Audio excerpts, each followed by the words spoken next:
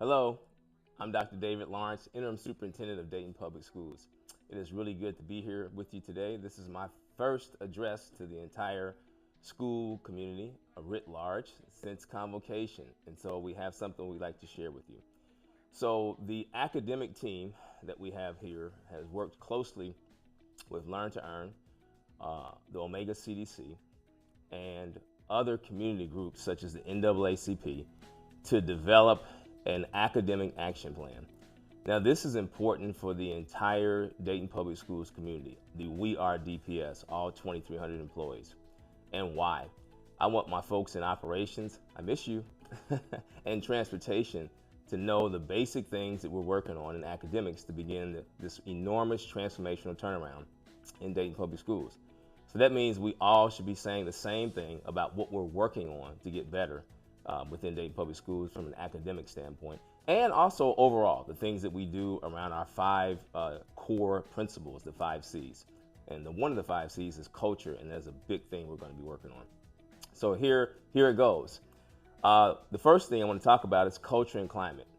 And in culture and climate, we wanted to have a safe and supportive school environment. And so we understand that we still have work to do there, but that is a really big thing that we're working on. So when you're out and about, you can tell people that we're working on culture and climate. We're also focused on third grade reading. We want to be able to move students rapidly, so we want to have a big jump this year, and then we want to move forward from there with incremental steps in terms of getting better with third grade reading. We know the longitudinal consequences of not being successful there, and so that's one of the reasons that we're focusing on third grade reading. High school readiness. That means moving 8th graders into 9th grade. That's an issue nationally, and we suffer from that as well. So why not focus on it? So next year, we will be working on focusing on our 8th grade transition to high school, and we really look forward to seeing freshmen who are more ready for high school. The other thing we're looking for is freshman success. Without freshman success, that is directly correlated to the graduation rate. So that will be a huge emphasis for us this year. And then finally, college and career readiness, making sure that when you leave, you're able to stay in college and matriculate. So those are the 5 core things that we're working on. We have a presentation that will be uploaded to the DPS website, and it'll be sent to principals, and principals will go through the presentation. There's a lot more to it, but I just wanted us all on the same page when we talked about those 5 core principles. And so we're working on culture and climate, third grade reading, high school readiness, freshman success, and college and career readiness. I want to say that an academic action plan is different than a strategic plan. So for all the folks who you hear talk about strategic plans, those take a long time. They're typically on a shelf somewhere, and most people don't know what's in them. This action plan is very small, it's direct, it's targeted, and the key word is action. We want to follow through with fidelity, and we want to do what we say and say what we do. So we look forward to coming out this year to talk about the academic action plan. And I so appreciate everyone in Dayton Public Schools and the wider community. I can't wait for my next lunchroom duty or bus ride. Thanks. So when you first walk in this particular building, what you're gonna see is you're gonna see bright, open spaces, clean floors. When they say it's a new age here within this building, it truly is. The culture here at E.J. Brown is about keeping it consistent, about keeping it simple, keeping it about students. How do we get students from where they are now to where we need them to be? So about being in those hallways, building those relationships, those positive relationships with students, knowing their names, and just building that bond, believing in them. Keep it simple, keep it consistent, keep it all about students. That's why we're here at E.J. Brown. This year, we have a very strong administration team, and we have very clear expectations, not only for the students, but also for the teachers.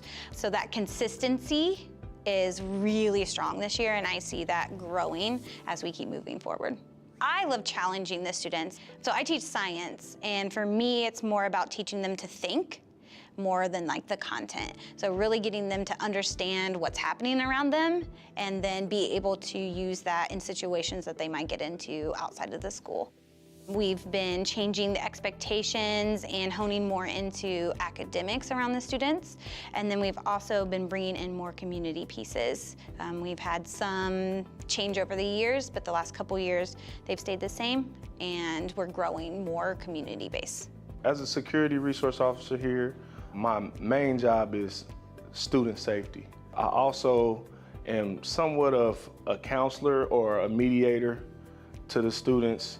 A lot of them come and talk to me, and we try to figure out solutions together to make things better, because if things outside of school are affecting you, then you're not going to be able to get a proper education.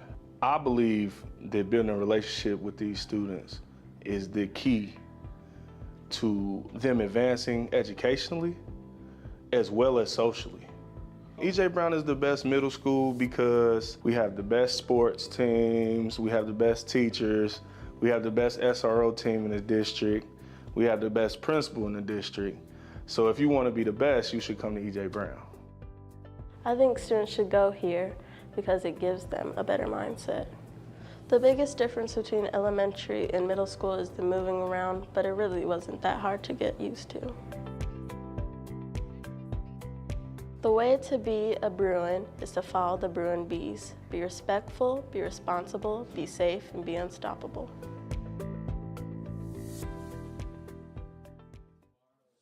My name's David Beard. I'm the Director of Transportation Fleet Maintenance. It's very much so a team environment. I work with in my opinion, some of the best mechanics in the business. They're all highly focused on safety.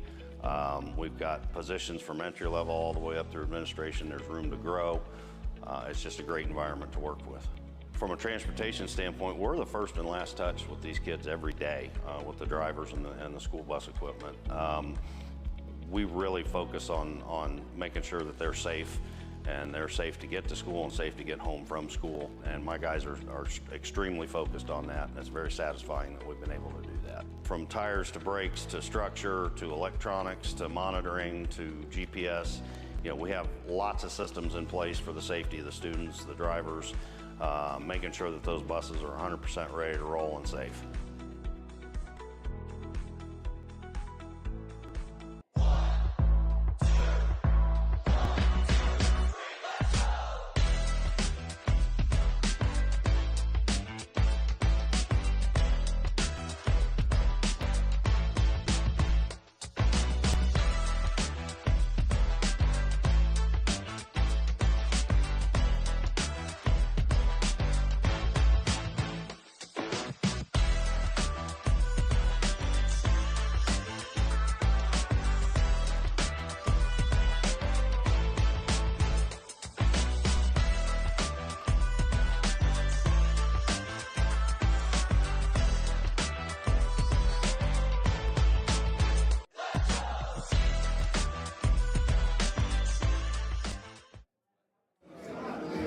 Success looks like me.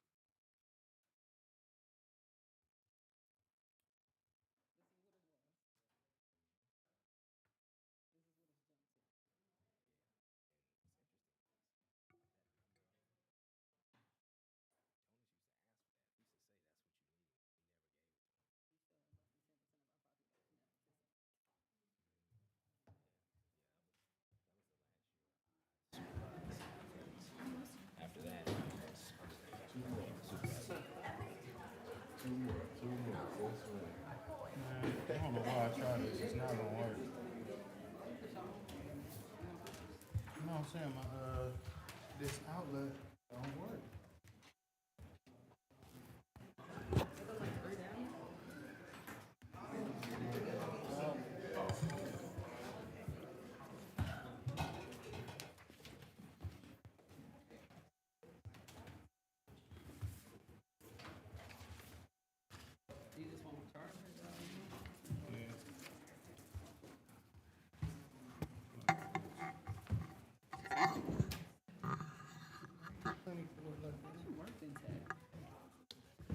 I just run me off.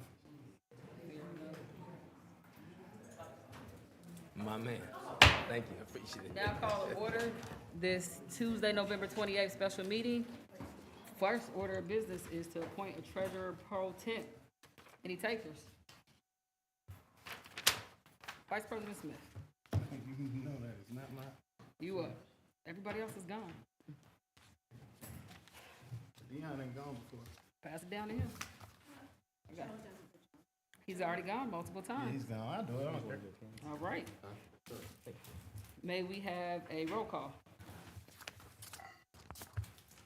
President Goodwine, Here. Smith, present. P. Sampson, Present. Wick, Present.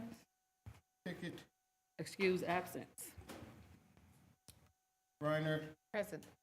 Lacy. Here. Why you gotta switch it to here? Please stand for the Pledge of Allegiance.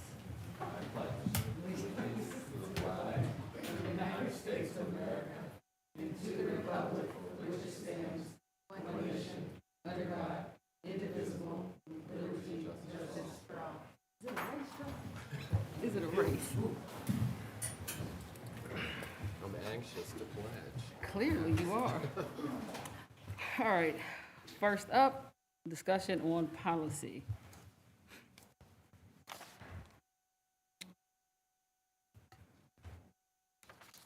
Well, first, I'll kick us off parliamentarian. I do need a ruling on something here. This policy was voted on in September 12th, and according to our rules, it states that to reconsider it, you bring it up at the next meeting. So, Or bring it up at the next meeting with somebody. who voted in the affirmative? Exactly. Correct. So So, that's, yeah, and that would have been a motion to reconsider. correct. So my question is, are we able to move forward with this one, under our existing rules, since our rules state that one? Okay, I would say no, but Yeah. if the majority of the board disagrees with me, or if you rule that way Let's poll, as the chair, and the majority of the board disagrees with that, then I'll poll. then it would go to the majority of the board. All right, anybody have opinion on it? I'm open for the discussion. Let's talk about it.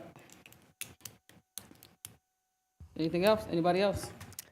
If I may, Go ahead. Madam President, I would prefer that we follow Robert's rules at this point. Putting aside the desire to have a longer, more thorough conversation about this, I don't think this is a decision that can be done quickly. But adhering to Robert's rules has been a priority of this board's for quite some time. All right. Anybody else? Madam President, if I may. Go ahead. Based on my communication with legal, the conversation was, the purpose of this rule was to prohibit board members or administration from bringing up the same issue over and over. Once a vote is taken and a decision is made, the board should move on. In this case, however, there's a change in circumstances and a potential safety issue that may not have been fully understood at the time of the previous vote. Certainly, this rule of governance was not intended to prevent the board from addressing safety issues for an entire year. That came from the legal department. Anybody else? My thoughts on it is that voting on something we did, I do think we should follow our rule of order because we've done this in the past, but I don't think that precludes us from having a discussion about the regulation of the rule itself. So I am open to us starting that conversation, the regulation, but not necessarily the policy until the start of next school year. Any thoughts? Yes, ma'am. What has legal said? I don't know, you just read something. Right, so they said that What? if there is concerns within the district, that 1 year does not apply. Well, we can hear the concerns, but we still have a rule here. What tangible concerns have you seen, So, sir? Madam President, can you get legal on the phone? You could get them on the Because phone. you're telling me that based on a policy, but legal has already stated that if there is a concern within the district, that policy was not intended to be held off for an entire year. Board There's member, a concern. but Board Member Sampson, Yes, you're ma'am. saying a concern, but do you have some tangible documents or anything regarding this concern? Because Other just than- saying safety or there's a safety, what did you just say, actually? You said there's a concern. Yes. So what's the concern? We So- can have the discussion, Right. And so but you're asking us to vote on something and go against our rule. So I'm saying to you, have the conversation. I'm not disagreeing with But having you're the saying that conversation. even after the conversation, the policy can't be changed. I'm saying the regulation can be addressed, because even on the second part of it, Board Member Sampson, this board in 2018 also dictated or delegated its power to the policy committee to do exactly what you're saying to do. And I'm saying to you, And we Madam have not President, overturned that as well. and I'm saying to you, Madam President, based off what legal has advised, that direction that you're trying to go in is inaccurate. And I'm saying that yours is inaccurate. It's an advice. As a board, we can vote on it and move on. So here we are at this impasse. I move that we follow our rules of order. Is there a second? I'll second the motion. All right. Any questions or concerns? Actually, point of order, do we have to motion to follow our rules? Yeah, I'd like to withdraw my motion. Go ahead, though. Well, we can have the conversation.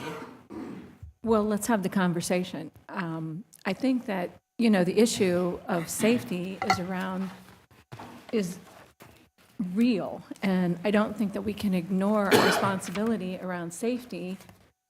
So can we have an amendment to the policy? I can understand, okay, we want to follow Robert's Rules of Order, but can we amend the policy to address the concerns that are that we need to talk about?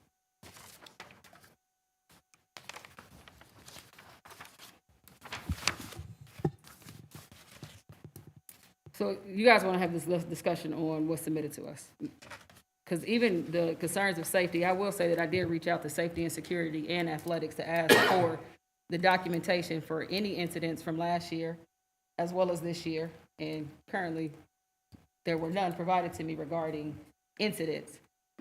So I think we can talk about it, but again, this is why we have the policy committee to bring these type of things. I do understand from the last meeting that at the athletic advisory committee, there was a group that got together. I believe the next appropriate step would be to come to policy to put those things in play, because that is, again, the body that this board delegated that authority to. Now, if I didn't mean to cut you off. Go ahead. But if I may, I understand that, but I will also say that has not always been the practice, even in the last few years. Some of the things that we've brought, even when we talk about the GPA thing, those policies that came didn't come through that. We've also had conversations about other conversations around different policies, and we've talked those things, and every time we've had it, it didn't always come through policy. So I understand saying that is the rule, but is that it also hasn't been the practice, so the practice hasn't to always be the rule.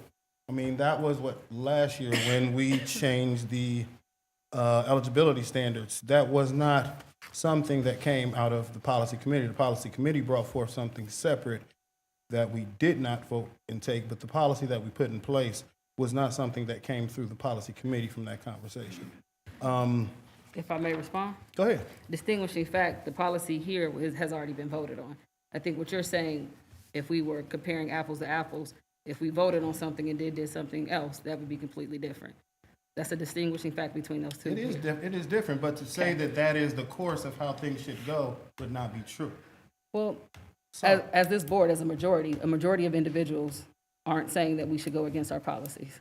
It's actually 3-3, it sounds like right now, so we don't have a majority either way. Oh, but I do think we owe it to the principals and the public.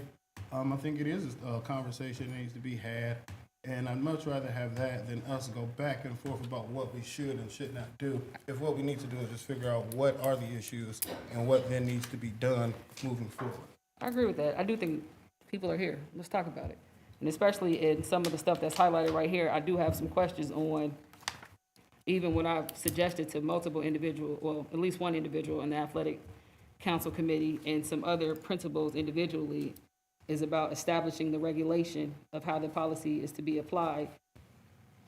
It looks like it is a start here in the school, in the paragraph that says the school administrators in consultation with the relevant stakeholders will develop guidelines for granting permission. And I'm interested on those guidelines and starting to get that down on paper, to get it in play here. Because again, the policy isn't everything, it is the floor. Right, I agree. And I agree that's where we need to look at is what does the regulation say? And then the further conversation of then what does it look like to me, but where what I want to be is where does it look like in every school as well? Correct, because it may not, that's the way to go. They have different makeups. I mean, we can talk about that piece right here and propose those to go in that. I mean, they don't need the body of the board to vote for a regulation to go in play. Correct. And they can determine a regulation sooner and have those into play here because it doesn't violate the policy. The policy doesn't say that you cannot do anything else other than this policy. It gives you a basic guideline. That is correct. So would you like to kick it off? We can kick Madam it off. President? Is there anyone else on the board before? Go ahead, Ms. You have something? If I may, Madam President, I would just like to say that while I do stand by wanting to adhere to Robert's rules, I do think that there's space for us to make sure that we have the conversation about safety and make adjustments without changing the policy. And I'm looking forward to doing that tonight. I agree. And I will say too, with the safety conversation, that what comes from this conversation, I'm sure it is not isolated to after-school activities. And based on what we hear right now, there probably needs to be adjustment to individuals' actual workplace daily. As we heard at our last meeting from the bus drivers, they had some issues of safety that they brought up, which I'm not sure if we jumped on that at all or not, but whatever comes out of this conversation too, again, it is an extension of what's happening in our buildings. I don't think we had sheets to sign up, so if there is someone from the audience that would like to speak, I will let you know we'll give you 3 minutes. Kick it off just to keep us in order here, unless there's someone who likes to hear more. Feel free to come up to the podium and just talk to us about what's going on. Madam President, if I may, actually, before we do that, the board members who brought this policy for first and second reading forward, could we have them bring us up to speed with what brought them to this point and the things that we saw and the concerns that they had? Sounds good. It's what we talked about last week. If I may rehash the exact words from last week, here or there, the principals and staff in the Athletic Advisory Council had concerns about multiple policies. They put together a committee that looked at those policies and came up with ideas of revisions and changes and conversations, concerns that they had, and what is before us are two of the multiple things that they had discussed. That was what was brought up last week. Now we'll rehash it this week. Thank you. Do either of you two want to add to that at all? All right. Anything else? And then if there's a reason why it didn't go through policy committee, I'm still a little confused about how that happened. Because, as we said, the sports season started this week. That is the same reason why last year when we had the conversation around eligibility, why we had that conversation, brought it up, because the week that we had discussed it was also the beginning of a season. That is what happened, and being that if we had went through policy, there would have not been time to do it until December, then you would have been looking at already starting the season and tried to put those changes in. That is not from the board member Smith, that is from the conversation we had with the entire group in athletic advisory. If I'm gonna ask the question real quick. Question about the timeline of when this was actually developed. Are you saying it wasn't developed and finalized until our last meeting at 5 o'clock? No, it 'Cause was you got- developed then, and then, I guess it, sent over to our superintendent, and then sent out. But timeline Okay. would have been, it was that, Because you guys meet the Wednesday after our second meeting, which would have been prior to the policy meeting. no, it wasn't prior to policy, it was after policy. Policy met before the last You guys meet after the regular meeting, correct? policy this time. We did not have that time policy was. Yeah, that's what I'm trying to get the timeline. It was So sent. policy meets the Tuesday of the regular session, or review session. And then Athletic advisory meets the Wednesday, following Wednesday. right, after the business. So Correct. my question is, last month, did these discussions start last month? And if they did, why didn't we receive them at policy for us to be able to bring it through? They would not have, I guess they weren't finished. Okay. They wouldn't have been finished. So that is when they finished, was when they brought it up. And after they brought it up and sent it over, I said I would present it. So they sent it to you and not the superintendent? Sent it to superintendent sent it out. Okay. I got another question. Go ahead, Mr. Lacy. I may. So, in DFE, Dayton Public Schools will make free student passes available for 10% of high school and middle school students. How are the 10% to be determined? That was a conversation that principals had. If you want, we could call them up, because the people who worked on it are also in the building, if you would like. So, I mean, they have a rule as to how these 10%, is it a lottery? They Is said it it would be, first come, first serve? it would be determined by the principals in the building and dispersed according to whatever kind of criteria they had in their building. But if you would like, I would want you, more rather you have it from the people who decided it, and not only that, but from the people who would be doing and carrying it out, which are our principals. You have something? Go ahead. Yeah, I think, it's important to understand that this group, I mean, it's new, the group is new, so giving them voice differently is something that's newer to them as well. So having time to really be able to understand that their voices are heard and the impact of potential that they have in helping make these decisions it was organic. It wasn't that somebody was planning something and didn't plan quickly enough. It was in response to the anticipation of basketball season and, coming out of football season pretty quickly and responding to all of that. I think that the leaders, expressed real concern over having, that many students in gymnasiums and the competitiveness, and just really, did a, they did what they do as building leaders and had discussion around their concerns, and this was something that they came up with. So it was really anticipating what may or may not happen, because, we all want to be responsive to our kids and having experiences, but we also want to respond to safety. We all had football season, and everybody's had their own, moments with that. So, I think that they were really being reflective, so I appreciate that. That's it.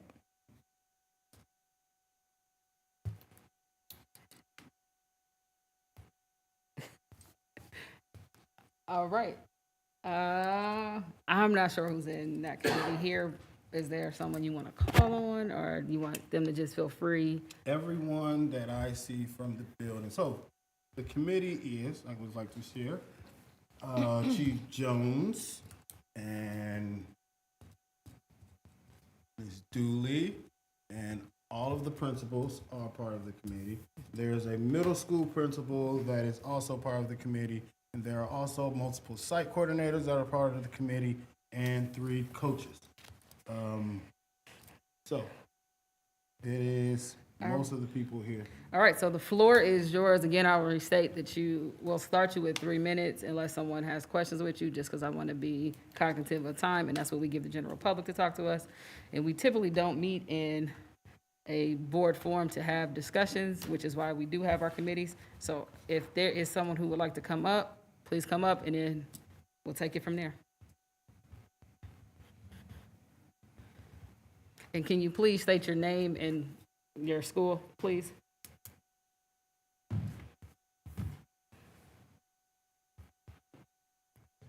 My name is Eddie Davis. Can you hear me? My name is Eddie Davis, the building principal at Meadowdale Career Technology Center.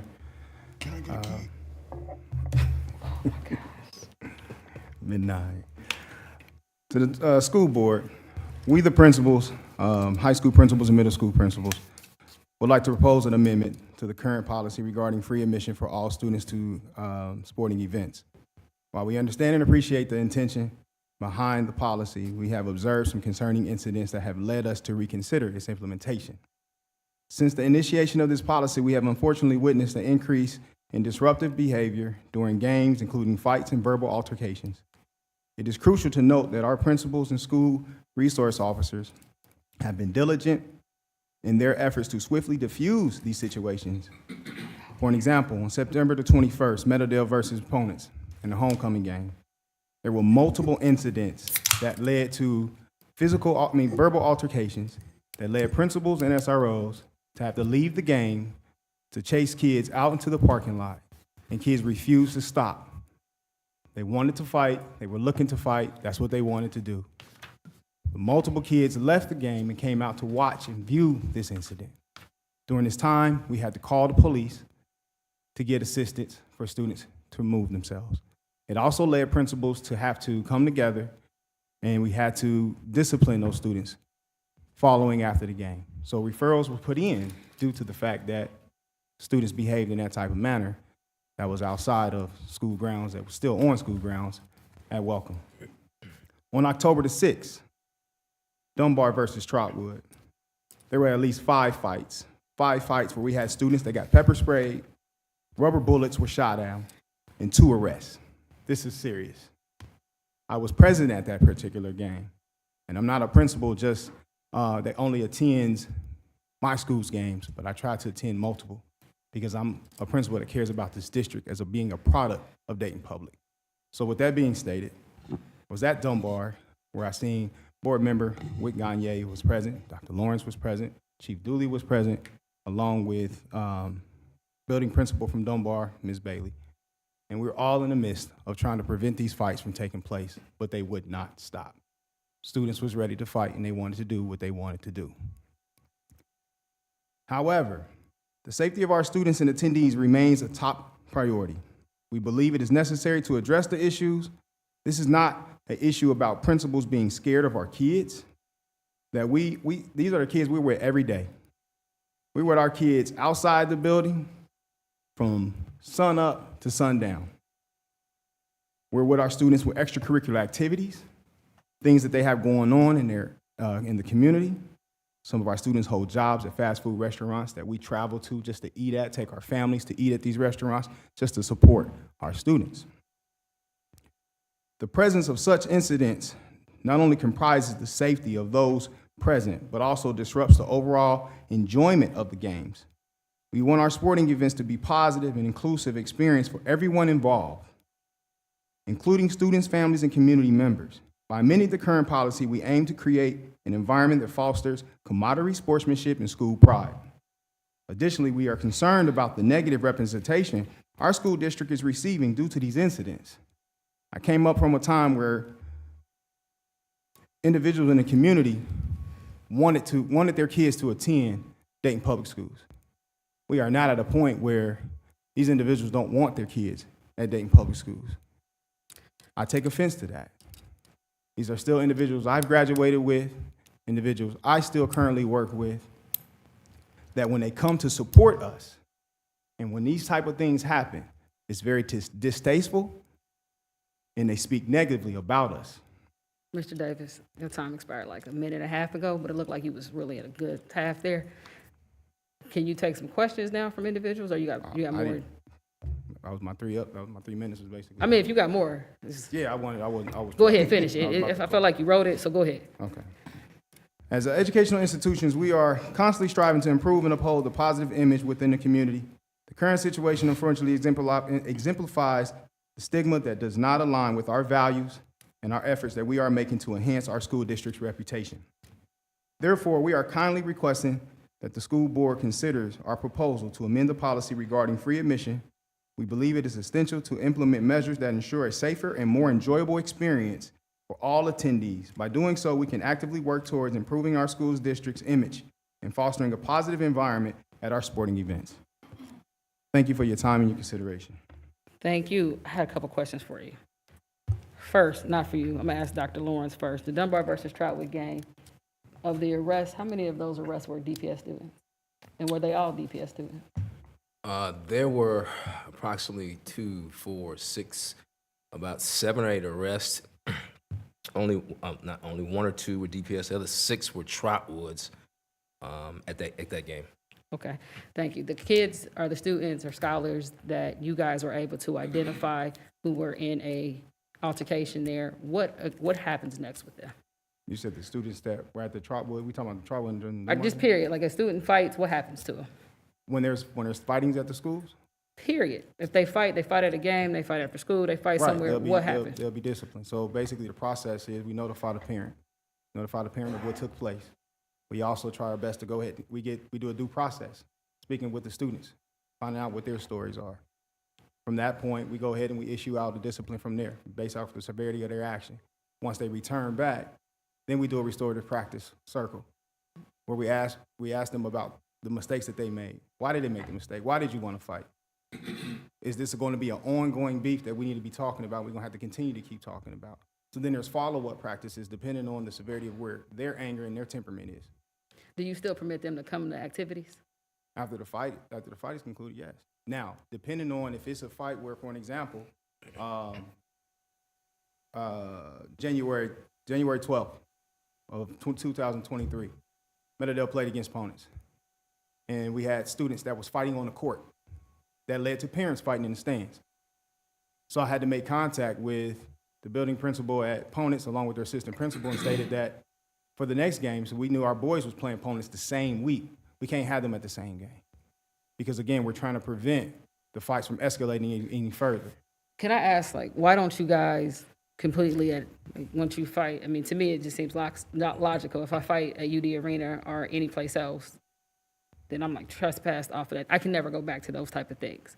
I get the school part, but why do you continue to allow children that have been identified as individuals who either instigate or start an altercation or get in one, why are they allowed to come back right now? Second chances, right? We give second chances. I'm just asking that. I know, I'm just saying, second chances, right? I mean, we are an institution of second chances. So I'm not gonna just, you got into a fight, so I'm just gonna go ahead and cap double punishment. How many times? I've already suspended you, so you've already been disciplined. So if you've already been disciplined, now you want me to take their games away. I'm not gonna do that, dude. I'm not gonna do that neither. So what is taking the mission away from them do? I'm trying to understand. Again, going back to the mission, it still goes back to the safety that I'm concerned about, that us as principals, we have to protect. That's what we're hired to do. So in those situations where you have students that's coming in here, that's for free. But if they pay, that's not. Let me finish. Okay, go ahead. Who does not care about watching a game. They're there for one particular reason, and that's us to have to put those safety protocols in. That's us to ensure that everybody's doing what they need to be doing, managing from SROs to our APs to our coaches. Okay, so that's us. Basically, we can no longer enjoy the game. Because so the now fights we have that to make happened sure last we are year, managing. were those paid attendees or were those individuals who were let in at no cost? Those were still paid. It wasn't free at that time. I'm just not understanding how the cost factor is the piece that. Because now we have more bodies. We have more bodies that's now coming for free. You had a game yesterday, correct? Yes. How many? It was a female game, correct? Female game. Majority DECA students. What was the attendance like? Majority DECA students. I don't have the exact number, but majority was DECA students. Were all the bleachers out? No. But again, majority was DECA students. They was not Dayton Public students. They was not my particular students. DECA students don't get in under our policy, so they paid to get in? I understand, but this is not about a DECA students getting in free. We're talking about Dayton Public Schools. I know, I'm trying to understand, I'm trying to understand the equating of incidents to the cost of admission when the incidents last year are based on what population. We don't have any data this year because we haven't done it yet in our gyms at that ratio yet. But I think I saw on some post, the gym was pretty much empty yesterday. No, it wasn't. I can't say it was pretty much empty. Was it filled? Was it filled? It wasn't pretty much empty. Were all the bleachers out? We had a lot of support. Did all the bleachers get let out? Were there enough seating for all the bleachers? Regardless if it was a lot of bleachers or not. My only question is, Mr. Davis, were the bleachers fully out? No, it Okay, was so not. we had a lot of capacity and space in there. But again, So, regardless of what, actually, we still had. Let me nonviolent rephrase my support. question, because are you one of the individuals that helped put this one together? I am. So at the bottom down here, when it talks about the guidelines, what are those guidelines? You talking about paragraph number 5? Well, it starts with school administrators, and then the second, it starts with these guidelines. But consider What are the factors such guidelines as that you guys have? behavior, academic performance. Yes. Have you drafted, like, what does that mean? Those that's from looking at their behavior as a whole. So again, when we look at students who are constantly disruptors, it's the same thing as if they're disruptors in the classroom. Then we're going to need to evaluate those students. It's just as we would if it was paid. It'd be the same thing. So have you guys flushed Again. out, like, is there a level? Because I know, so with employees, again, there's Dr. progressive Goodwine, discipline. This is the piece you got to understand from a principal's perspective. From a principal's perspective, what we're concerned with is the overall safety. Our primary job is to keep our building safe and conducive for learning straight across the board. To be in situations where we are putting not only our students, our families in harm's way, that's a problem for me. And to be live in those situations where there's multiple fights that I don't believe that you've ever been a part of. Let me correct you right there, sir. I have. So let me stop you right there. Please don't tell me my experience. I'm just telling you from what I've So- seen as far as games I've been a part of where these incidents done took place. You're one board member I don't see. Okay. Now you may be Now, you in- may be one person in the that's, so press let me box. stop right there. You may be in a press Let me box. stop you right there, Mr. Davis, because now you're attacking me personally, and you've gotten off of this thing, because I am very visual as a board member in every space that I am. I said, So if you I are- said, if I you said are in coming- regards to if you physical are coming for altercations. this here? Physical Okay, altercations. Mr. Davis, is there anything else you have? Actually, let me ask the board, is anything else anyone would like to speak with Mr. Davis regarding? I have a couple questions Go for ahead. you. Yes. Thank you for coming. I really appreciate you sharing your concerns with us. Thank you.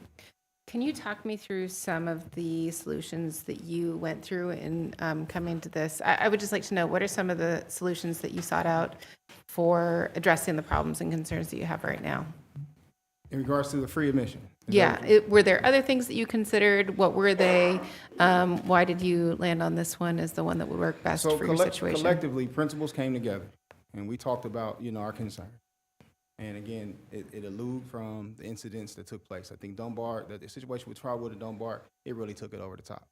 So we were really concerned at that moment in time. At the same time, as I noticed, one thing I paid attention to was I looked at Dunbar's side and they were just sitting there.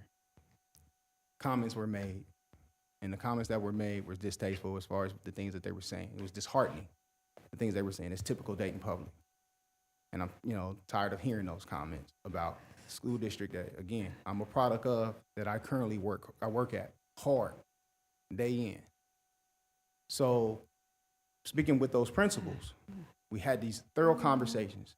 What can we do? We didn't say, oh, well, let's just get rid of it, this and that and the third. We just know it's a problem. Yeah. And it's a problem that we're dealing with right now, because now at this point, we're allowing any and every kid to come in for free.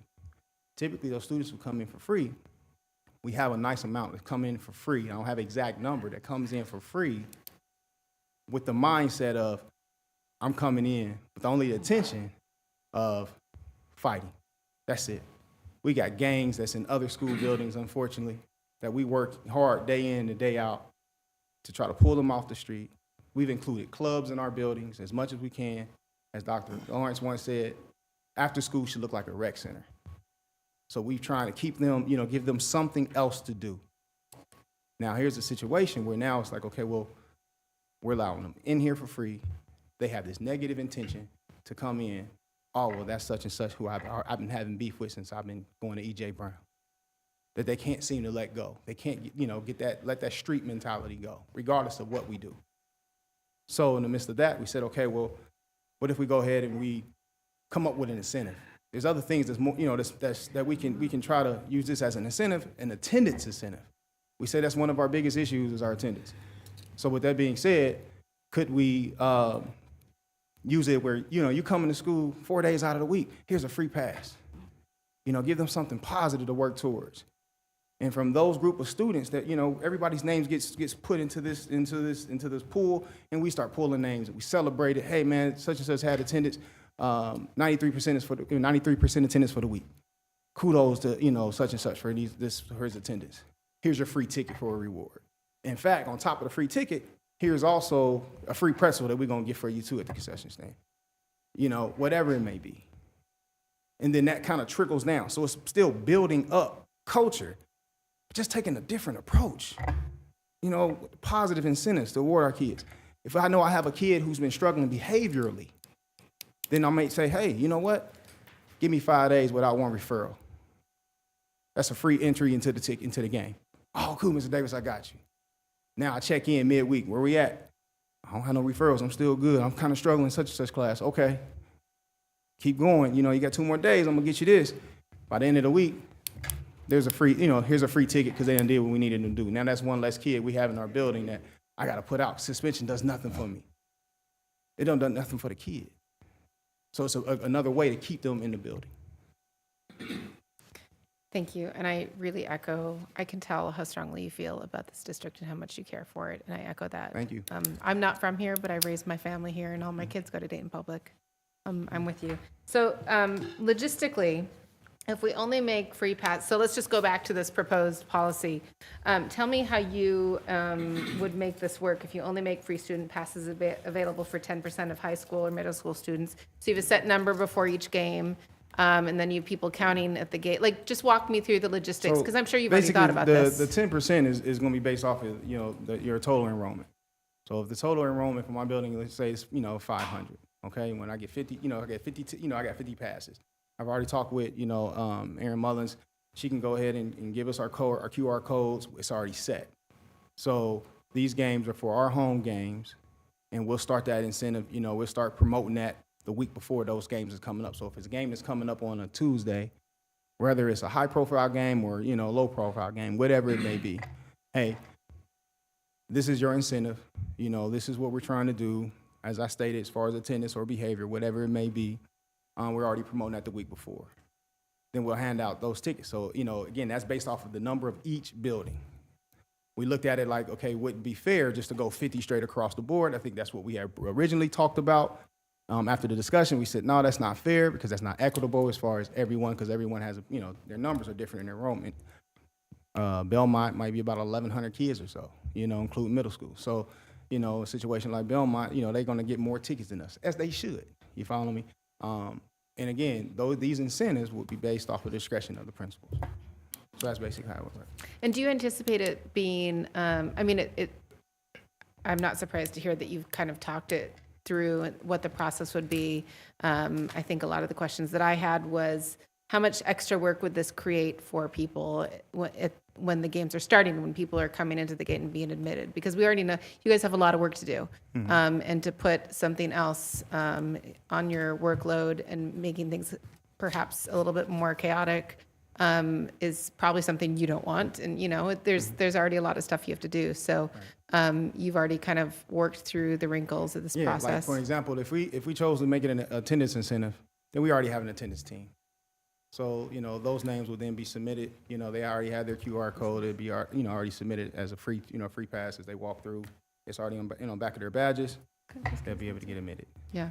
You know. What about, so my question might be answered, but I'm going to ask this anyway because this is a question I had previously. What if there's a middle school student who gets dropped off by their parent at the game in anticipation of attending, but they don't have the pass and they can't get in, and you know they might have a phone with them, but they need to be picked up and they can't get into the game? I mean, that's going to create, there might be students who aren't able to get to the game and they're outside the gym or wherever the game is, making sure that those students are in a safe space before their parents can come back and possibly pick them up. Have you talked about that yet? I think in a situation like that, that would be, students' names will already be submitted. Okay. You know, students' names will still be submitted because we know that, you know, our kids get careless at times. They're kids. So they might forget their badge or so. I know that's a requirement for them to have their badge. At the same time, you're attending your home school. So you're attending your home school. We know who this, you know, the student is, and we can match that student's name up on that list. Okay. So that can be an alternative. In addition to this 10% gap, were there other solutions that you thought of as building principals that would be helpful for making sure that we're all in a safe environment when we're at games? I mean, outside of doing our safety walks, I know that, Chief Jones and her staff came through with security. And, we have security plans. Just the same thing we would whether, kids was getting in free or not. Regardless of what, just making sure that, we got every detail covered, every corner, covered. Just make sure that anything happens, we're prepared. We have to stay prepared. And we have to keep our head always on a swivel because anything can pop off, whether it's students or parents. We in an urban district. Yeah. These things happen. Would it be your opinion given the start that we have to the school year now, we're almost halfway through, would it be your opinion that revisiting the policy for free admittance to games should be something that's implemented in the next school year, or is that something you think that the policy committee should revisit? Has that been good for student body morale so far, or has that been more problematic than helpful? Still feel like it's problematic. Okay, thank you. I appreciate your responses. Thank you so much. Quick question for you. First quarter, Meadowdale had 647 discipline referrals. Do you see that decreasing or going up or staying about the same with this incentive? What does referrals have to do with us amending the proposal? My question for you is, do you see that? Right, and my response to you is, what does my referrals have to do with amending Well, the you're proposal? talking to me about discipline. I just want to know, like, Right, what is I the agree. discipline And my problem? response Is is the my discipline response. problem the school? Or is it a Again, plan, or is it? I'm asking my- you. and Do I'm you see giving the you- and my- incentive? and I'm giving you Are my you giving me an response. answer? You're I giving me a am. question. You're not. I'm Yes, I asking. am. Do you see? You just don't the like discipline? my response. My You're not response- answering my question, Mr. Davis. I'm answering your question. Mr. Davis, Does would you this put? have anything to do with the Would you amendment put your proposal? kids in our district? Yes, absolutely. Did you put your But you're kids in gonna our probably district? right now is the part where you'll probably say, "But I live in Trotwood," right? Hey, That's I what know you're where you probably live at, gonna say, Mr. right? I know where you live at, Mr. I know, Davis. exactly. But I've been living in So Trotwood again, before I started working in Dayton the Public. discipline referral, because you're saying that the discipline is the safety is the issue here. Absolutely. And I'm asking, because this is an incentive type thing, do you not see the discipline actually decreasing or having a chance to Discipline decrease? referrals is going to decrease off of what we do in our building as far as how we continue to keep working on our culture. See, I've only been in the seat for 4 months. You can't expect miraculous change within 4 months. I'm just asking you based on the data that's given That to takes us about you time, guys. regardless of what the data takes. Just like test scores, enrollment, all those things. It takes time to grow. Our culture is changing, and it's changing for the better. And I stand on that. And I got a staff that's here that supports and can rock with me and sit here and can say and vouch that Meadowdale has been changing. I think high schools across the board is changing with these principals that's in the seat. So that was a really good choice of the Dayton Public Schools of putting these individuals in the seat, and we not stand doubting it. strong together. Again, And I'm asking just you, as Dr. Jones said yesterday, this is going to be a destination landing one day, and I believe that.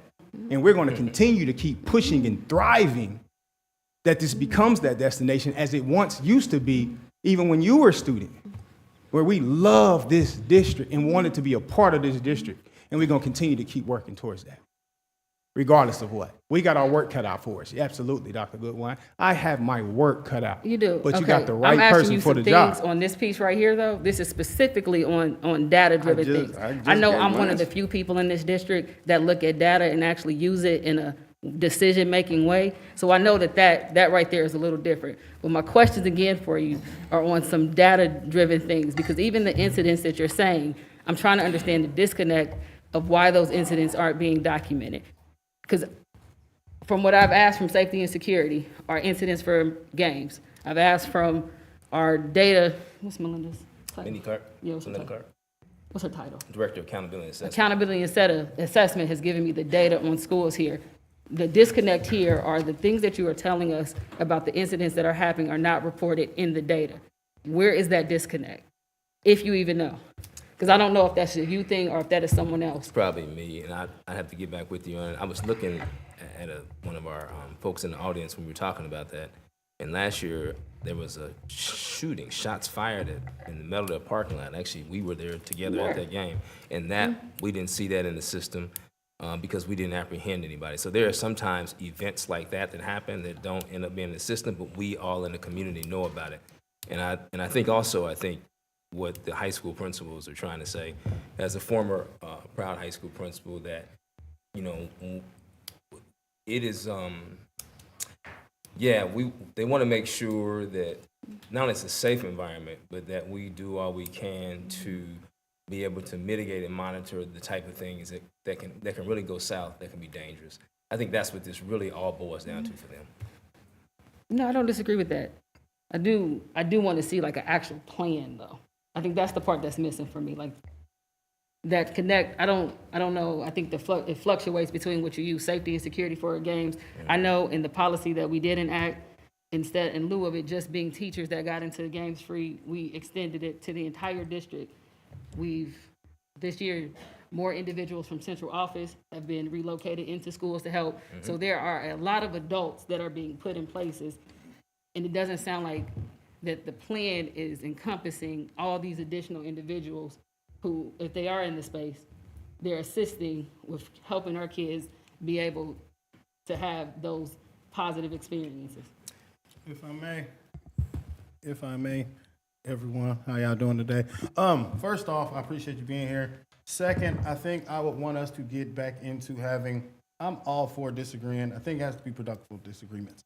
So on both ends, we're hearing things where, I don't want you to feel like you have to throw personal things, and then Dr. Goodwine as well, to say these things. It gets to to say like, I am one of the few who uses that. That becomes this not a data-driven comment as well.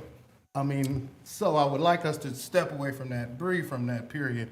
I do think there are spaces, and I would like to hear from you and some of the other principals. Just like I will say, I do see Dr. Goodwine at the events. I never said that she wasn't. But I'm not saying you are, but I think when we get into these conversations, it can get, and I want us to be. I agree. In a positive way. Absolutely. But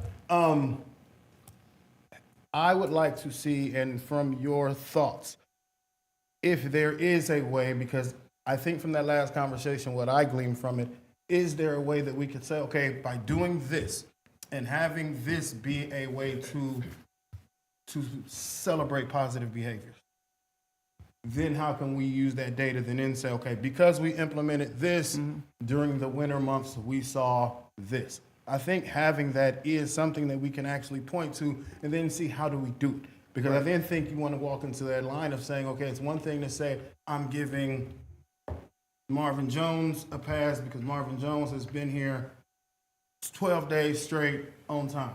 But then to say, I'm going to give Victoria Jones a pass because I know Victoria Jones lives on this side of town. Victoria Jones takes care of X, Y, and Z for her family. And it might have been just 5 days. I needed her to just be in the building. Like understanding who does that, who works on that, what is that process? And I know you guys can. My thought is I would love all this to be just at the building level. But do you have, or what is your idea around how to mark some of these things? With the passes and the badges, have you walked through so far to make sure like what's showing up on the tech side? So if I'm a student, I swipe my badge, how would I be able to kind of find out some of the flip side of this? Because my thing is too, not just having the students in there that are doing these other things. I didn't see it on there. It's how do I mark out those students who shouldn't be there? Because I know it's one thing if you're there at the door or if somebody else is at the door of that game, you may know, okay, they've been doing it. But if somebody else is there, like how are we working through not only the proposal to have these passes, these free passes, but then also on the flip side to stop those that would still want to pay to get in and cause trouble as well? I think those are conversations that we currently have at the building level prior to the game, throughout the day. We're able to see the temperament of the kid day in, day out. So there's been times, over my past 3 years, even as an AP, see the kid had, some struggles. Stay home today. I'm not gonna suspend you. No in-school suspension. You just can't come to the game tonight because again, you've been having a rough week behaviorally all week long. But in exchange, you turn this around the following week. I'll take care of your game for you. And I've done plenty of those things. I have worked out plenty of those deals. Keep kids in school. And Board Member Smith, we are working with to get our smart passes uploaded and purchased so that the attendance can be on the smart pass and incentives can be on the smart pass as well. So kind of a catch-all with technology. I'm gonna hold you to that, Dr. Lawrence. Hold me to it. Hold me to it. Yeah. And I love the building-based comment you made about giving the principals the autonomy to say, hey, I see you, so because I see you, you get a pass. You would have got several passes from me. I went to Meadowdale. I'm good, Mr. Davis. Appreciate you. All right, thank you. Is there anyone else?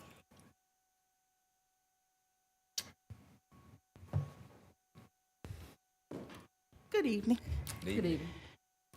The safety aspect is where I am as a coach, as a godmom, as an aunt. Last year during the Meadowdale Ponies game, there was a shooting. Before that even took place, you can see the kids in the stands rowdying up. You can see when things are happening. As a coach sitting down, I'm looking up. I do notify my principal when I see issues going on either side. So for me, when we showed that and we are letting these kids in, they're coming just to act the fool. I work in juvenile courts during the day. The amount of kids and referrals that we get just because kids are out acting a fool, we do it downtown every day. It's starting to become a safety hazard. We met with the referees last Sunday. A lot of referees don't want to come to Dayton Public to ref our games because of the safety aspect. Not just kids, parents too. When I look at some of the games, I don't see half of y'all there. If y'all do come, y'all probably there 30 minutes, first half. After that, you don't see them. And I can't say you don't go to another game, but a lot of times y'all not there. From football season, I had 4 cousins that called and said, "Are you back from your game yet? We're sitting at welcome. My mom didn't answer the phone. We need a way home." So we're letting those kids in free, and they still don't have a way home. To my understanding, the bus drivers or safety and security is supposed to take them home. Half the time, them people don't show to work, so they don't have to do that. To me, I felt like it's a get back to let students in because teachers were let in free. That's not fair. Look at the safety aspect. Put yourself in our shoes some days. As a coach, when I see something happening, I pull them 19 girls off the floor, go to the locker room, don't leave till I say leave. When those games are over, I'm walking them to the car. They're girls, they have beef.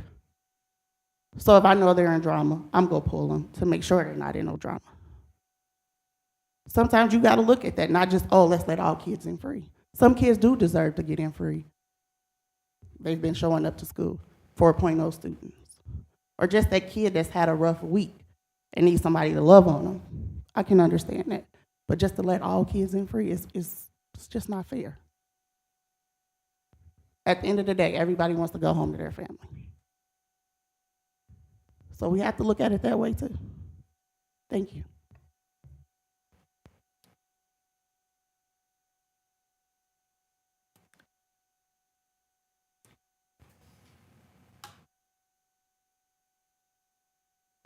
Good evening. I am Katrina Bailey, Paul Laurence Dunbar High School principal. Say that one more time. Principal of the proud Paul Laurence Dunbar High School. And I stand with my colleague, Eddie. I was a part of the team that worked through this plan. I was a part of the administrative team, which the rest of here, that was at that Dunbar game at Trotwood. And I don't want to see that again because I got a little person I'm going home to. So I've also been at Dunbar. This is year 4, where we've had a Trotwood game, where our SRO gets hit upside the head with a pop can. There's so many things that happens when we have these big games in these small spaces. And just like our football game, there was 6 SROs? There was not enough for a sold out almost space. So if you want to continue this and have our children, our staff, and me, I have an issue with that. So I come to work. I'm not afraid of my kids. I would never went to Dunbar if I was afraid. I'm not from Dayton, from Cincinnati, but I've heard a whole lot. But when I got that job, I was excited to be there. So if I'm afraid of them, I wouldn't go to work every day. Do we have discipline issues? Yes.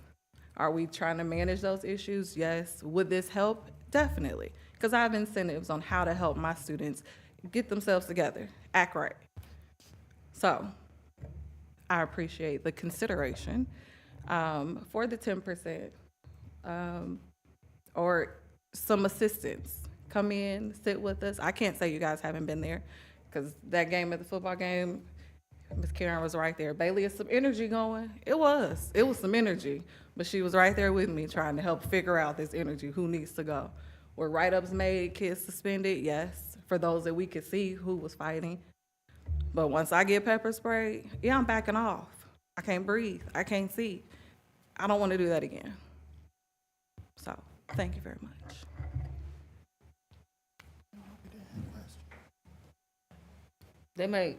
Board President Smith said he got some questions for you. You just left us. We was going to talk to y'all, see what's up.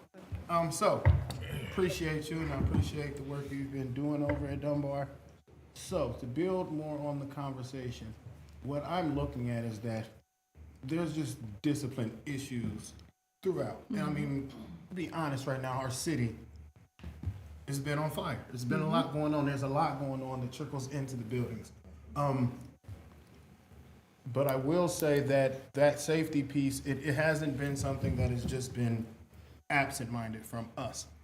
I want to say like the work from last year with Dr. Goodwine, myself, Ms. Wick, Ms. Jones, Chief Wright, Dr. Lally, Dr. Lawrence, and a lot of these pieces, even looking at the entrances, how to do the lines, how to have student sections. I think that's where joining in, I think that would be great to have those kind of conversations and bringing those kind of thoughts. I think there was last year, the Dunbar Ponents game over at Ponents, where I know Ms. Jones said, "Hey, let's just do something at halftime." And we had a halftime shootout in a positive way. Don't want people out there watching think something wrong. But no, students came out and they won prizes, and we, had staff out there. Like, I think there's a greater conversation wrapped inside all of this. And I'm glad you guys are here, because I think that's where we're trying to have two things. We want people to be safe, we want people to have a great experience. And I do think the conversation is different in the stadiums. I mean, the gymnasiums than at the stadium. The Welcome Stadium is a whole different thing. It's so large. I'm interested in what are you looking at, especially over at Dunbar, because you have a unique gym situation with the bleachers under both rims there. I know we had the situation, unfortunately, I think it was the Belmont game, where it was, once again, it wasn't a current student, but being there. So what is it looking like for you guys this year at those games? Do you have like a student section? Are you looking at a pep band section? How are we kind of starting that conversation of, all right, how do we, not to say control, but how do we keep an eye on bubbling situations? How do we put ourselves in the best light? How do we kind of keep this energy? Because I know that's one place, it's probably the gym in the city that gets a great amount of energy and it has a lot of people wanting to go to those games. So on you guys' side, what has been that conversation of what are some of the things we're looking about doing? So no matter if it's 50 or 500 kids trying to get in here, what are we looking at to keep our kids? So just like last year, we did our safety walk, our walkthrough, and we kept the entrance the same way coming through the main building, the main doors. And we moved the student section away from the locker rooms. So now the student section is on the opposite side, where the band can also sit with them. So it gives them a little more rowdier space to be and not close to the locker rooms. So that change we did make this year when we had a discussion with Chief Jones and Aaron. But that was our biggest thing. And once they exit. We requested extra security because of how our gym and because we have a whole lot of students who show up to be in those places. We did the ticket booth in the front. So we tried to make it straight path in, exit out the back doors of the gym so that you don't even have to come back out. Okay, and then secondly, if I may, Madam President. Can I ask on that one? Go ahead. With the safety plan part right there, and you said you guys requested, how many SROs do you guys get right now per game? Or does it vary, does it flex? We had 3 yesterday for our first girls game. We requested in our walkthrough 12 on one of our, the largest, pretty much most of our boys games. And have you received a response to that request? Or is it just still? Well, he's not here, so I can't really speak for Chief Wright, can but ask Chief Wright was there in that conversation. Okay. So, do you know if the 12 is possible for them, based on their request? Like, do we have the staff for it? Is more the question. Yeah, so that's a great question, Dr. Goodwin. Do we have the staff? I think there's another component that's embedded in this conversation around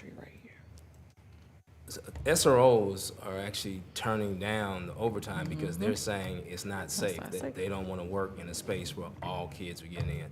So yeah, that's a great question. Can we get enough people to accept that, given the current conditions that we have that now exist? And I might add while I'm talking, and I think another thing, and you all can try to just help clarify this, is that we as administrators and principals are not suggesting that things don't happen in the stands in basketball. We're not suggesting that. Not at all. But I think you are saying that if this is a fire, then if we let everybody in, we just adding gasoline to it. Exactly. Exactly. All right. Were you about to say something, Mr. Lacy? No, you go ahead. Okay. So on that piece, also with that, what have, or if has there been conversations of what does it look like? Because it's one thing to have the SROs inside, but for some of these games, which I think a lot of the conversation we're having, those larger games are just a different piece. Those larger games, when you have the community wanting to get in, when you have kids there coming in at 4 o'clock just to save seats and blocks up. So I get it. But also, one of the things I've seen, I think David spoke about the Meadowdale incident, other incidents are those students that come and it's sold out. Or those students that come in the third and fourth quarter and are just in the parking lot. But some of the biggest things that I've seen just in my time, even going back to when I was in school, it's the parking lot aspect. It's the outside the gym. It's that let out. It's that out getting home piece. So what are some of the conversations there? And if not, I mean, I'd love to get with everybody and like kind of work through some of that. Is what does it look like for those students who say you're at a Meadowdale opponent's game and it's sold out in the first quarter? Those kids have gotten dropped off by parents, can't get in now, and now are milling around outside. Because I've walked into games where it's 30, 40, 50 kids just outside in the parking lot trying to hop in any door they can get in. And so what does that look like? I know at some games we've had to call, and you know, sometimes police will come through, sometimes sheriffs come through. And I know the incident at Meadowdale was a kind of a cluster, you know, because at the time the sheriffs were there and then left. And then the time this incident happened was the time that sheriff had left, went on another route. By the time things had come back, all of that had happened. So have you guys had discussions with Chief Wright, your team, about how do we, and this is for everybody, what do we do for those schools where it's a sellout game and we have people outside that can't get in? Does this look like moving them out? What is the discipline there? Because I know a lot of the issues have started with kids who don't get in the game as well, or those people who come up and do things after that let out, and then people letting out, and becomes a whole mess. Right. Currently this year, we have not had that conversation. I think it's one that needs to be had. During the walkthrough, we did discuss those SROs who are positioned at the exit doors to be the ones to go outside immediately when we let students out. But the additional support, I know like last year, there was times where we needed police officers at Thurgood. But those are requests that would have to come from us talking to Crutcher or Mr. Wortham to request those, or through athletics to request the additional support after the games, because that is where a lot of the fights happen as soon as you let them out. Appreciate that, Ms. Bailey. No further questions on my end. Victoria, can we request that last year we were very intentional about planning for the games and including Chief Wright and having meetings, really recaps almost weekly about what happened, what didn't happen. We exited out the gymnasium doors, and we had some great outcomes last year as a result of really putting some intention around the games. And where are we with those conversations? Thank you. Yeah, so it really depends on the game, and it's kind of like manpower with the police too. You know, I know we put in a request with Chief Wright. He drives that, but it really depends on who we're playing. Typically, we have 6 to 8 SROs. With these changes, with more kids coming in, some principals are requesting more. My concern was budget, and my concern was who's really available. I even talked to Principal Bailey and told her we're at Welcome Stadium when she said 12, 13. So, but I understand with the entrance and passing restrooms and stuff like that, why she said that. So as it relates to the parking lot, I have put out there, maybe we should have somebody out there, because not only safety, but cars sometimes have been broken into as well. Maybe blocking off certain pathways to not let people come in, because we had games where maybe Poni's game was over first, and then people flowed over to Dunbar. So there's still things that we can't anticipate, but we can be proactive with trying to prevent some of that. And I think that's my point. I think when we were meeting on a weekly basis, to just recap, I think that kept everything in front of us and aware, so that we could anticipate and respond in ways that I thought we had a real effective year last year. I think that, I think that these incidents aren't just specific to Dayton Public Schools. I mean, we live in a world where there's all kinds of crazy things going on. So I never want, of course, I want Dayton Public Schools to always shine, because we should shine. But this isn't just in Dayton, and this kind of stuff is going on everywhere. But I think our team did a great job last year. I'd like to request and serve, and I know that, we have board members that are willing to serve, that we do have those weekly meetings so we can anticipate what games are happening and where our efforts should be focused. That will keep us, keep us safe. Yeah, we also were intentional where the buses come to pick up the kids after the game too. We did change some things with Meadowdale too, with the concession piece. And again, it's all about, trial and error. So, but we did collaborate with principals and safety and security with our walkthroughs. I have one, but you can go ahead.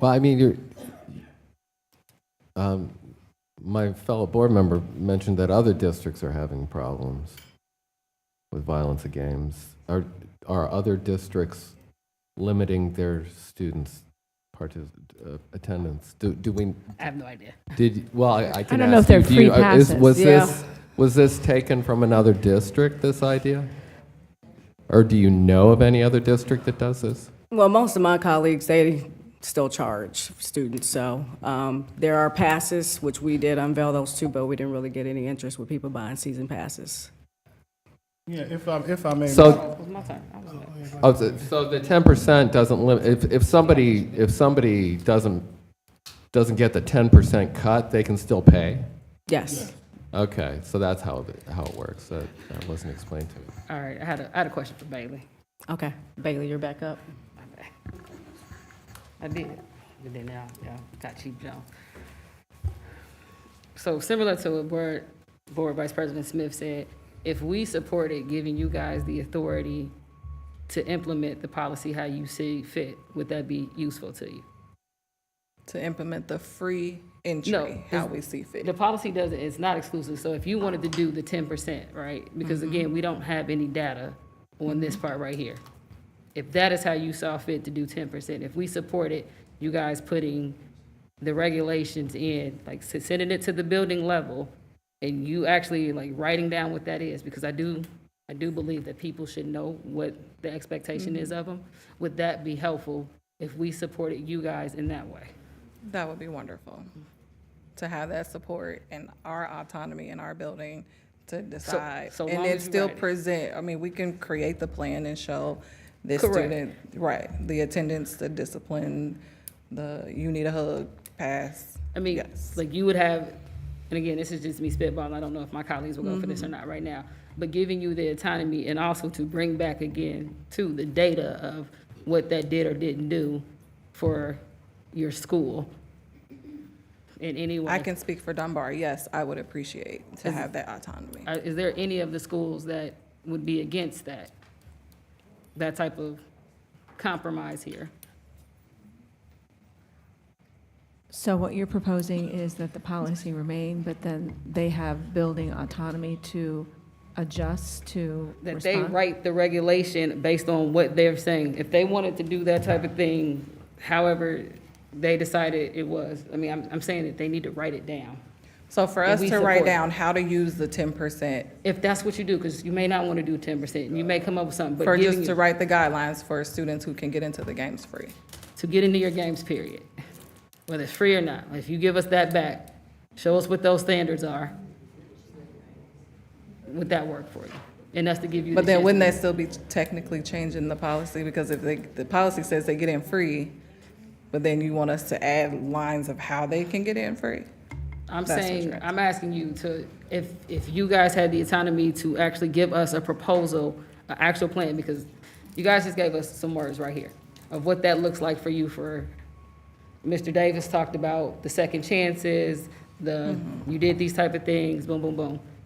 If you guys created what you actually want that to mean for you, like, I know you all keep getting stuck in on that it says right now, all students get in at no cost, but it's not a absolute right that you get in at no cost. It is a privilege, it is a thing, and I'm asking you, if you just tell us in writing, again, what that is for each of your individual schools, because I don't believe it should be a one-size-fits-all, but you also can copy each other's work. Would that work for you all, for us to be able to support you? Yeah.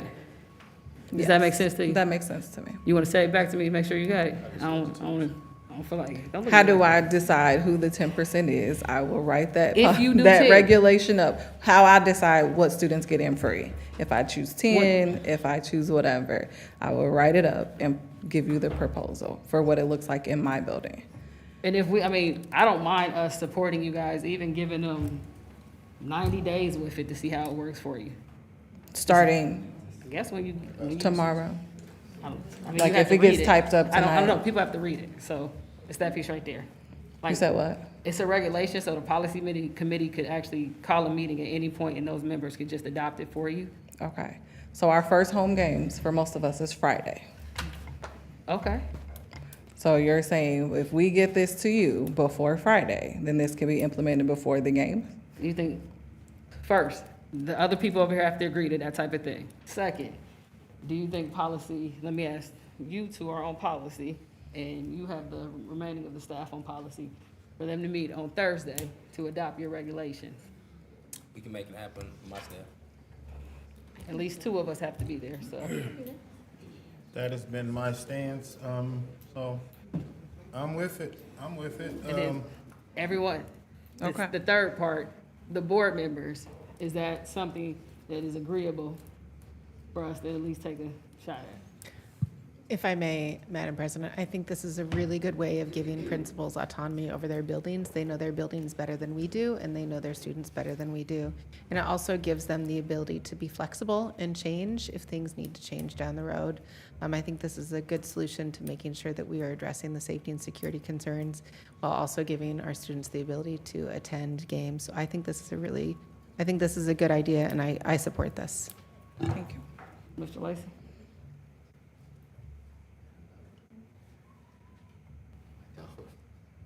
I mean, I don't know. You're trying to limit the number of students that attend the game. That's it?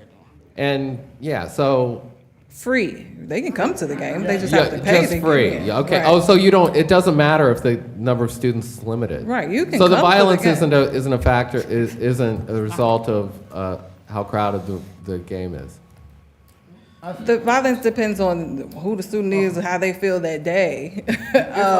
But it's the increased amount of students that come because they can get in free. Right, and that's Right. what creates. That's what's creating the higher issues. Correct. That's what creates an unsafe condition. Correct. Because if And- I put a little money right. into it, hold on, I ain't trying to get put out, because that's what happens when I'm putting you out. Like, I didn't pay my money, I want to stay. No, you acting a fool. So it's just, so that's saying it's not a factor of the number of students. It's a factor of the number of students that are paying and not paying. Okay. So you're not trying to limit the number of students at a game. We're limiting the number of free passes to the game. You can still come to the game. Okay. But there's only a percentage of students who will get a pass to get in free to the game. Okay. All right, as long as it's that. No, I mean, Yeah, that's, I don't want to stop the kids that's from coming. I want you to be there, but right. I'm trying to limit the, yeah.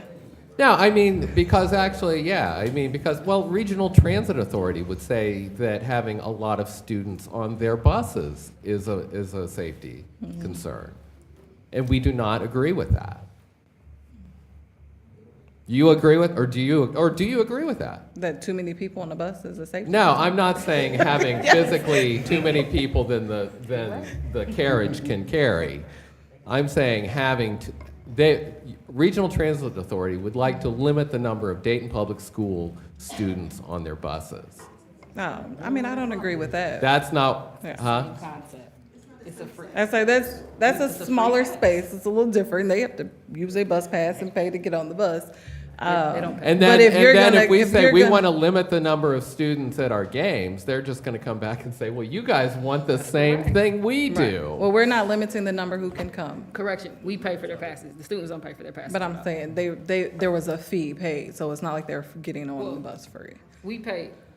Okay. We pay, not even that part. Like, yes, we pay, but the student doesn't pay anything. But even at the games, like, based on the data that athletics gave to us, the compensation is minimum here, based on what we put in the athletics. So, okay, just so you guys know. Yeah, I mean, that basically, It's the same thing. that's what I have. That's the problem I have with the whole thing. And I think to that, though, I think there's a different conversation in saying, well, one, I do want to make it clear, especially because we have our beautiful media folk here, and I don't want that narrative getting out that this conversation is about saying who cannot be spaces, because I do agree that there are a lot of people in our communities that do not want our kids anywhere.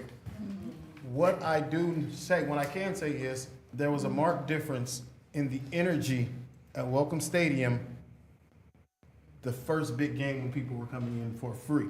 It became a difference of, I'm coming to watch a football game until I'm coming to just stand under the bleachers, and then you saw fights and mayhem. Because it's a difference when I'm a parent who has 2 high schoolers.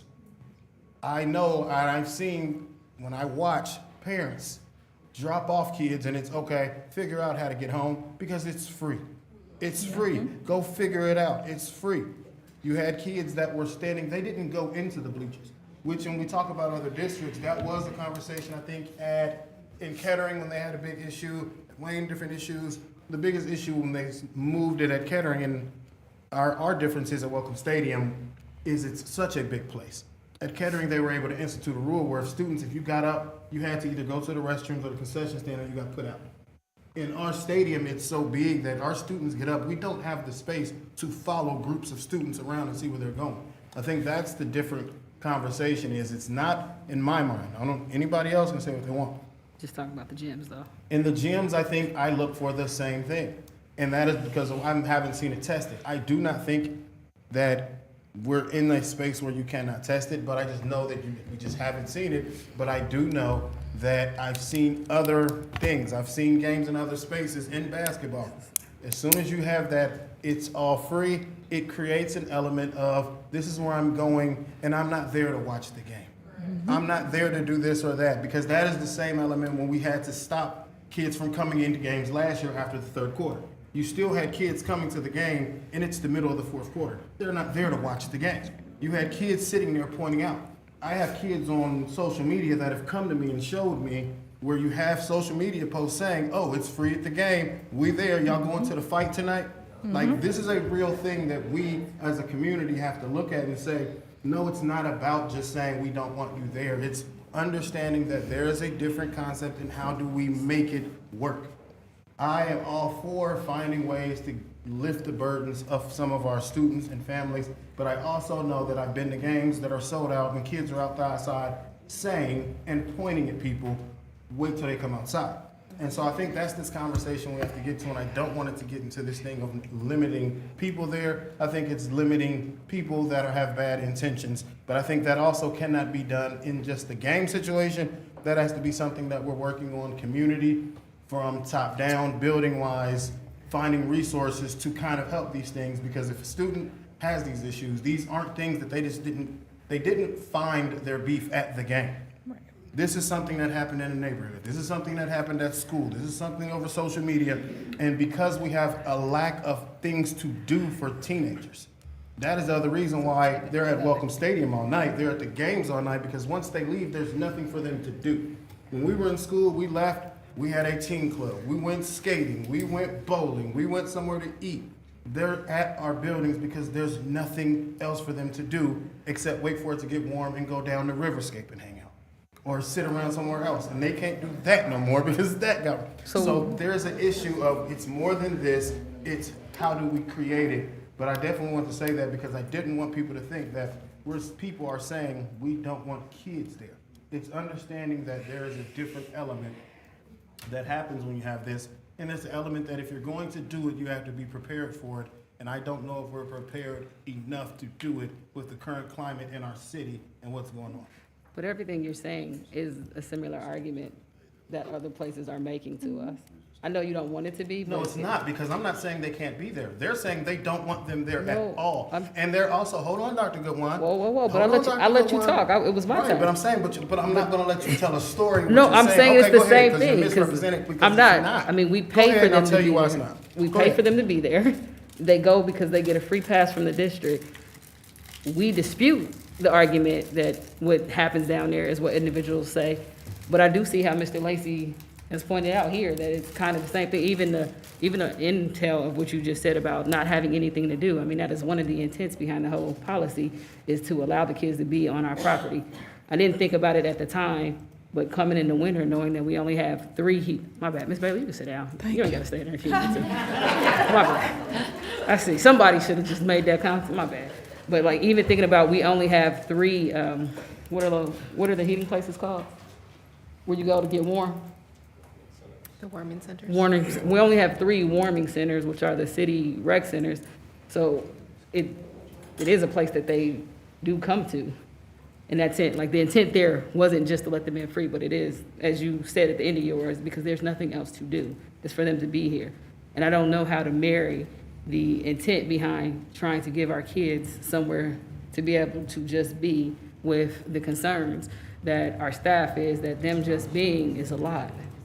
And we just aren't equipped to handle when they all take us up, or even a fraction, because I mean, last year, just so people watching this, I did ask for data on the amount of individuals who attended. I think this is just the, Chief Jones, is this for the year in the gyms for basketball only, or is this? I don't know what you're looking at. It's what you sent me this morning. It says 2022-2023 sports. I sent you attendance, I thought I just sent you budget stuff. Yeah, is that the attendance for the whole season? Yeah, if I sent you something this morning, it was for the year. Okay, so the attendance based on the gate sales that we had here, Belmont High School, adults had 1,602 tickets purchased, students 441. Dunbar had 925, adults, students 1,238. Meadowdale had 898, adults 1,035 students. Opponents had 1,590, adults 1,174 students. Stivers had 1,195, adults, students 892. Thurgood had 1,132 adult tickets purchased, students 1,081. Middle school, Belmont had 327 adult tickets purchased, students 147. E.J. Brown had 832 adult tickets purchased, 359 students. Stivers Middle School had 735 adult tickets purchased, students 439. Wagaman had 30 adult tickets purchased, 90 students. Wright Brothers had 472 adult tickets purchased, and students, they had 188.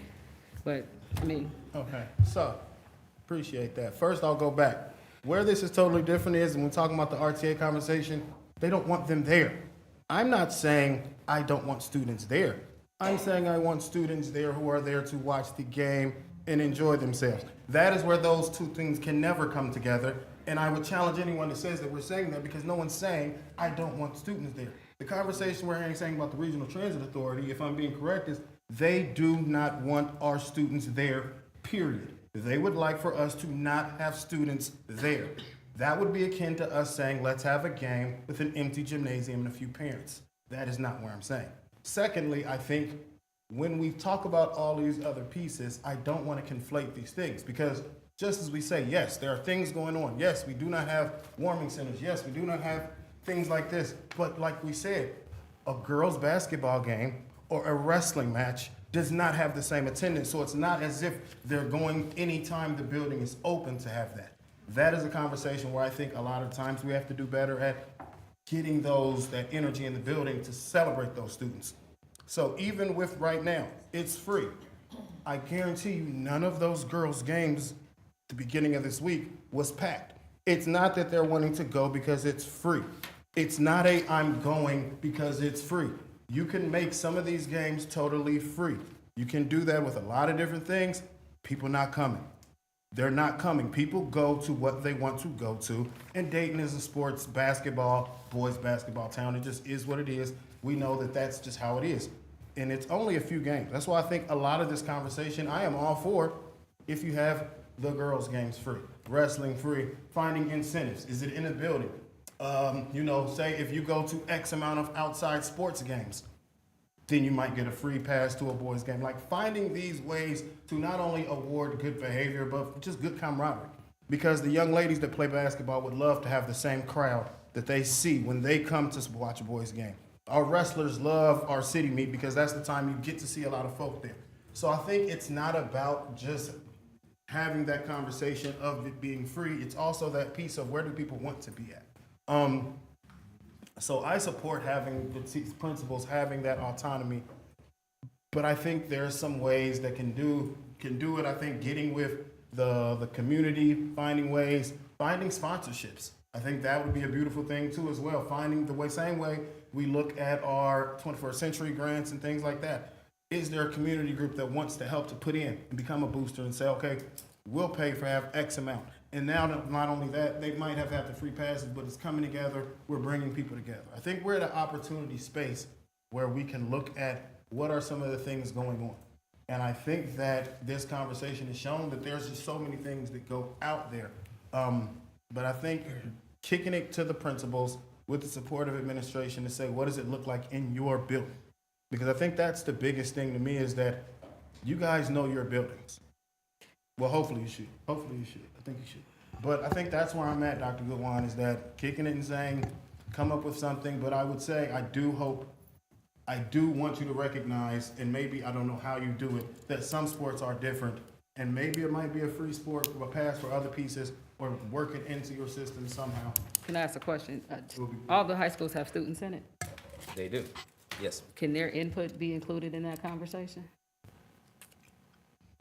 There's not before, but I'm just asking. I mean, we now added a student to represent the students here. Oh, he's the president. Yeah, actually. Why shouldn't they be? We saved Mr. one Nichols now. is going to bring it up. What For school sure. does Mr. Nichols go to? He's at Meadowdale. Oh, okay, I thought so. Let's ask their input. I'm not saying you have to necessarily. He's at Meadowdale. Thought so. Yes. Anybody else? Well, I could quickly respond and say, I still think it's quite comparable because RTA would jump on the idea that we only have student riders be the riders that pay their own way, or their families pay for their way, which actually was the situation before. When It was, and it yeah. changed, and even though that conversation has been there, Mr. Lacey, and they also, never mind. Oh, Because they also are said you that saying we offered that to RTA and they said RTA no? said they don't want them down there. I don't believe. I mean, you'll have to get the person to. I mean, I'll have to hear that from the RTA. And then I would say, I'm not even for, we're not saying the people that pay their own way. What was just said was those that are rewarded for this. It is a big difference to say here, you've been this pass to go. It is another difference to say everything in. Now, if we had the system and we had the smart passes where I know students are all in good standing, that would be different as well. But I don't know, and whoever's at the door may not know, this student comes in, has their pass to their school, comes in. This is what I've seen, that they come with that intent. So I don't think it's comparable. I get where the conversation is, but to me, it is apples and oranges. And so one group saying, I do not want your people here, and others saying, we want to keep this place safe, because there are also others who don't want the hub downtown at all, period. And that's a whole black-brown issue where it's like, I don't want anyone down here in this space. But we can have that conversation later. I'd love to show you where those folk are having that conversation.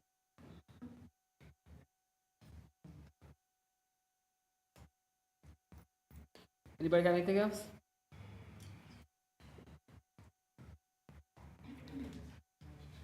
All right. Mr. Sims, you got anything? I do have a question. Madam President, you made a statement that the regulation for, I'm stuck at the regulation piece to the policy.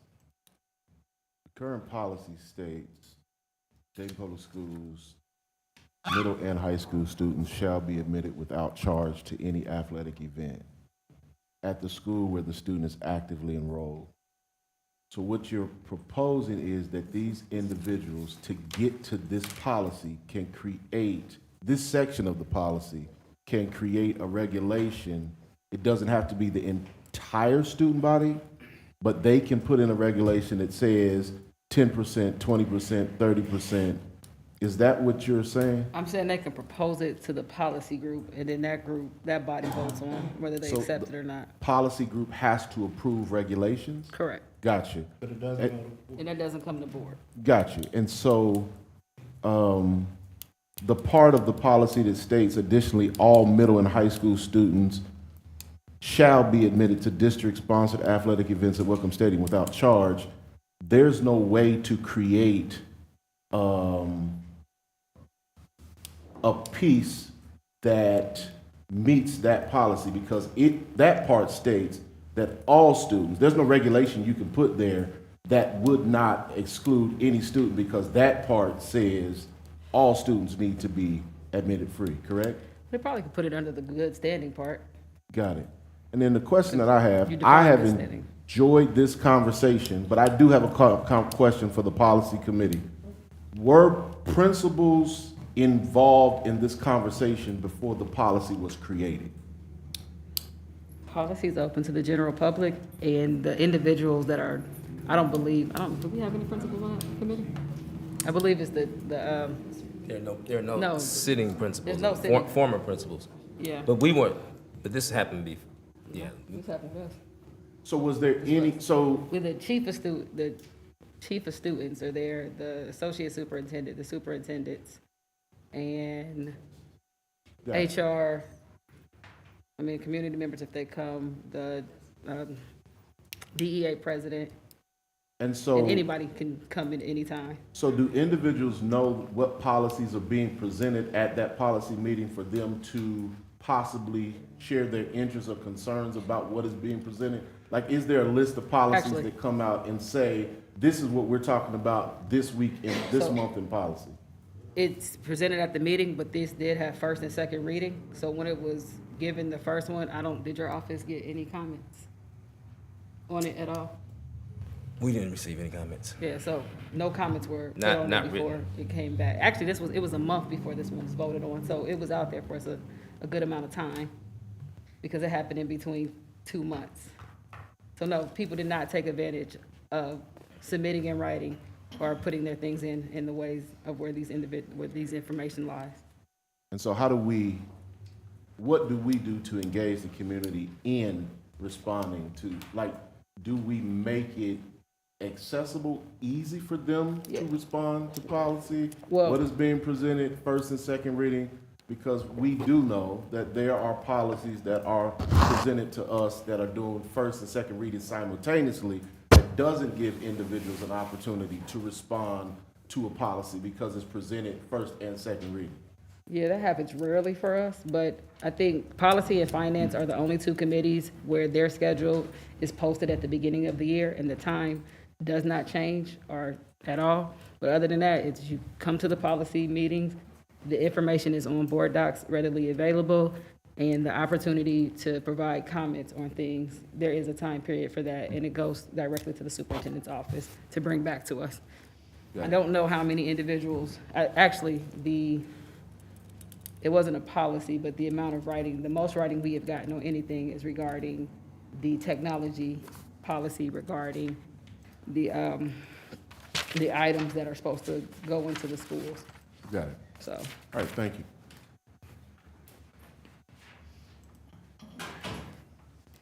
All right, anything else on that one? All right, So, Madam So- President, if I may, go ahead.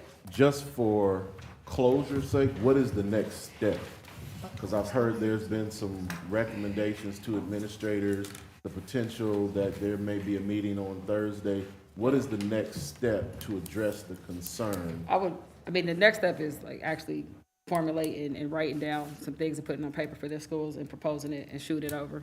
So if you have it, if you have yours out, email it to me or Dr. Lawrence, and we need all or none though, because we can't just sporadically keep meeting over and over again this one. So we will wait for all 6 schools to get those done to us. And again, you can change and adjust, but we need some guidelines from you guys. And we do ask that you have student input, whatever you can have on it. But then we will, if we get them in by Thursday, then we will go ahead and put them out, put them online, and we'll try to get a policy meeting. You said, when did you say the first game was? Friday? So if you have them in by, I guess that's as soon as we can do it. Yeah, we can do it. We can do it Thursday. Well, they got it right here. Today's Tuesday. I have a feeling that they're going to have that done. I'm looking at faces out there. The sooner as you get it into us, we'll get a meeting scheduled the next day. That's the most we can do for you. Was Principal Christian coming up here, or she decided to go sit down? Principal Christian does have a question. Okay. I thought it was over, so I wasn't gonna I mean, I hope so. You got 2.5 minutes, Mr. Christian. I don't know about that. I don't think it's 3 minutes. Hello, everyone. I am Lolita Christian, principal at David H. Ponis Career Technology Center. And my question is, why is it so important for the students to get in free? Can you tell us that? Because it helps us to understand what you're thinking. So you've been listening to what we're thinking, and we like to listen to why that decision was made. Why is that important to you all? I can speak for me. So the intent behind it, again, was to not only give our students some place to be at, because we get a lot of external places that do not want our children on their property and in their spaces. So the schools seem like a safe place for them to be at and congregate beyond hours, getting the information about the amount of our kids that roam throughout once they leave the school's premises was, again, a chance to put them in there. The wintertime part of it, knowing that there aren't many spaces that offer heat and we have a transit population, the overall overarching intent was to give them a place to be at where they could be safe between here and wherever they call home during that duration. I think there was also a consideration of the level of poverty in this district. This is probably one of the poorest districts in the state of Ohio. Yeah, and I say too, on top of that, like many of our kids don't pay for food or for lunches here. So even adding in that consideration, is it reasonable to think that individuals who may not have employment can continuously pay to just be in a space with their peers? I mean, and you just saw the lack of individuals who actually do come to our games are in there, but you see them hang around in some places. I mean, some cultures are a lot better than others. So, when those students come to the games, most of our kids stay after school as much as they can for whatever's going on in our buildings. And I don't know how many of you have given multiple dollars a night to feed all the kids. I'm going to do it every time a kid asks me because I don't want a kid to be hungry. We feed our kids at the games too. So there's no money coming from the district. Nobody's putting any extra money. I don't know about you all. Anybody giving you any extra? Okay, in your pockets. And I mean, I'm serious here, and my kids are like, Ms. Christian, can I have $1? And I'm like, are you hungry? Yeah, I'm hungry, so I'm buying hot dogs. I'm doing this, I'm doing that. And I'm gonna do it because those are my kids. Just like at lunchtime, if they need a little something extra, I'm doing whatever it is I can. At breakfast, I'm doing whatever it is I can to make sure that we're feeding our kids. I'm at school 7:30, 9:30. This is regular. This is not even game time working. And my kids are in the building. When they come to me, if they're telling me they're hungry, I'm making sure that I'm getting some. I have DoorDash for my kids. So I'm putting in extra, making sure that while my kids are in my building, that I'm taking care of my kids. So it's not that we don't want the kids to come to the games. We want to make sure, like they're saying, the intent is good when they're there, that they are really coming to watch the game and enjoy time with their friends. I mean, all of us went to a game one time or another. We want to hook up with our friends at the games, but we are also watching the games. And I just think that it is important with all of us being new principals. We all work together, for one thing, in case you don't understand that. We work together, we talk together, we read together.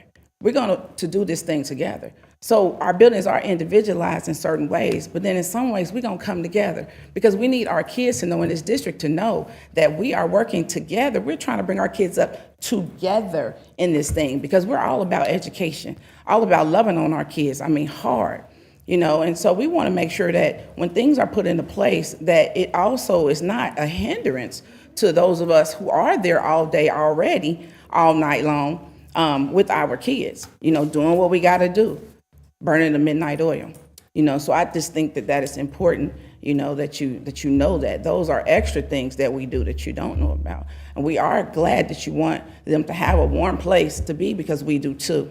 At the end of the day, that's not an ultimate solution though.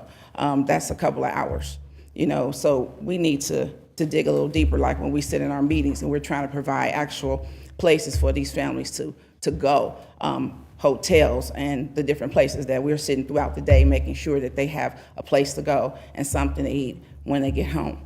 So those are some of the important things I think also we need to look at within our community, and not so much as just everybody getting into the game free, and then we have all this extra work to do to try to man who's going to really be here to watch this game, and then who's trying to fight. So I just wanted to put that out there. Thank you. I will say, have you made a request for additional assistance with food after hours? We sat in a meeting to have after-school activities created, and we were told that we would be able to try to get some money to pay the teachers and for snacks afterwards, and we haven't received that yet. So we're still waiting on that. Dr. Lawrence, can you work with Ms. Powell at Nutrition Services to see if there's anything to do? I know last year when the study table started and they needed study tables do have they snacks. needed additional breakfast, we were able to make that happen. So Absolutely. And then I also wanted you to look at the spaces are smaller, and if you've never seen some fights in the gym where people have fallen down the stairs, that also I believe becomes a liability to us. So we definitely want to be careful with that. We have little kids coming, older people coming, and the access that we have given them, like in our gym, Ponus is I believe the only school that actually has a street in between the school and the parking lot. So our elderly, we actually let them go out a different door so that they don't have to go out with the masses of the crowds and be jumbled up in all of that that goes out of one side of the building.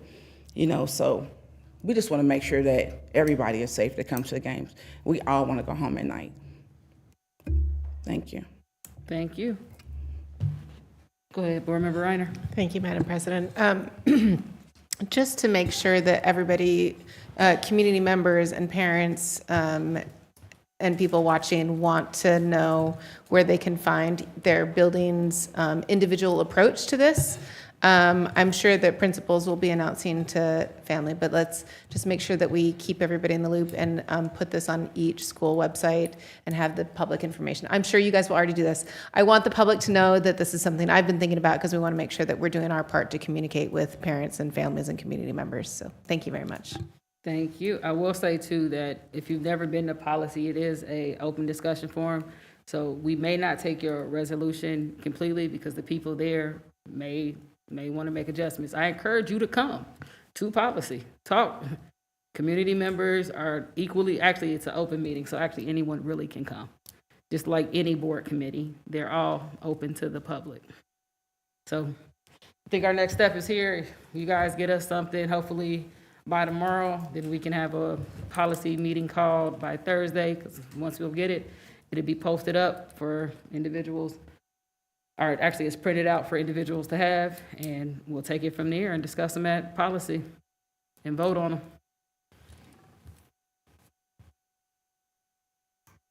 All right, anything else on that? Go ahead. If I may, Dr. Goodwin, did somebody say we don't be at the games?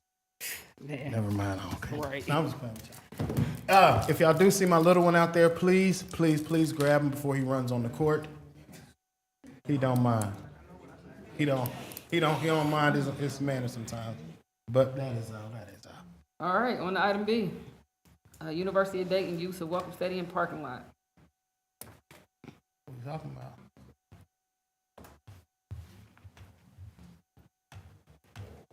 Is there something to talk about? I think it's always something when we come to this conversation. I would like to first start saying where are we with the cooperative agreement that was put in place years ago with UD? Are you asking the air? Who you I'm asking you, Dr. Goodwin, as president. We have, You the one. we're still in mediation. We're still in mediation, but the current cooperative agreement expired, I believe, in the middle of the month, so we're out of agreement. Okay. And then currently that leaves them parking on our spaces for the duration of basketball season right now, right? That's correct. Hold on, a lot of people. All right.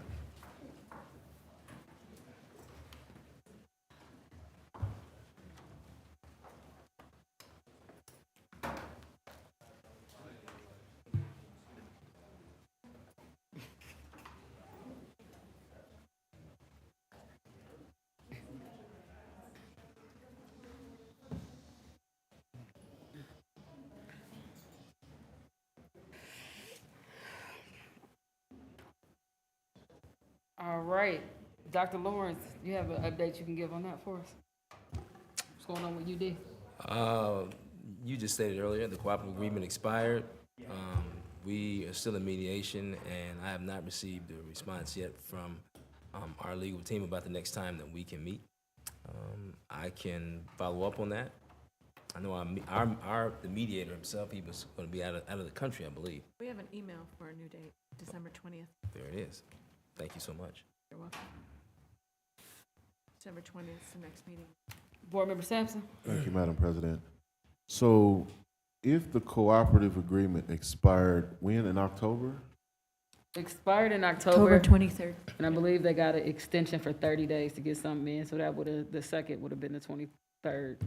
It was 90 days, wasn't it? It was not 90 days. There's no way we agreed to that. Yeah, it was 30. It was 30. So you said, what was the date? October 23rd, and then 30 days after that is November 23rd, and today is November 28th. Okay, so I guess my question is, thanks for the update about the mediation.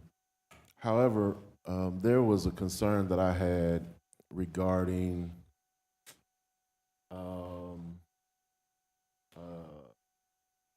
DPS Welcome Stadium being selected to host a semi-playoff. And if we're out of a cooperative agreement, it is my understanding, and somebody please correct me if I'm wrong, that the University of Dayton informed us that we could not host this playoff because they had a game that day. If it is our parking lot, it's our stadium, how did they think it was okay to tell us that we couldn't host the playoff game if we were invited to host it? I'm confused by that. If there is no agreement, how was it a possibility for the University of Dayton to tell us that we couldn't host the game? And then my understanding, there was some backdoor things that took place that were very unacceptable. And I'm just trying to figure that out. So University of Dayton can tell us what we can do with our parking lot, even though there's no more agreement. Are you just asking the air, or are you? No, I'm just asking whoever can answer. Okay. Is that either Dr. Lawrence, Chief Jones? Anybody? I don't know, man. Okay. Thank you so much. Yeah. I'd say they're just taking an aggressive stance, that's all. That's what it looks like to me, unless someone can tell me if they have legal backing for what they're doing, and I don't. The piece of the legal backing would be that the cooperative agreement has to exist. So whether or not we have a new one, this one has to be honored to a degree, because we have to have an agreement.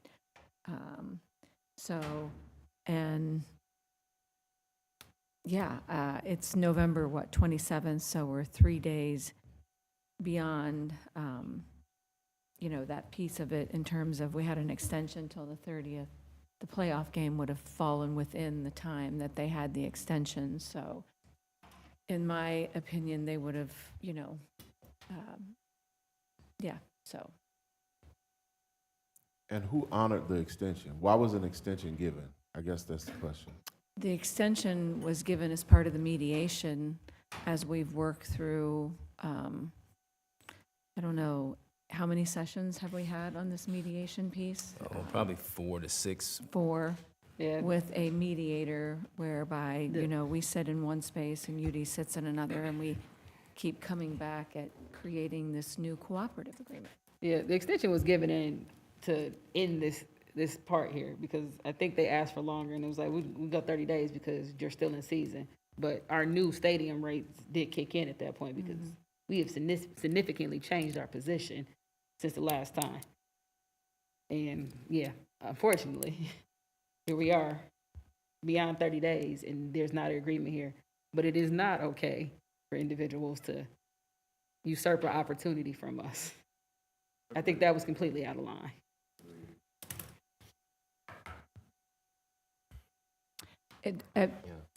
Madam President, may I?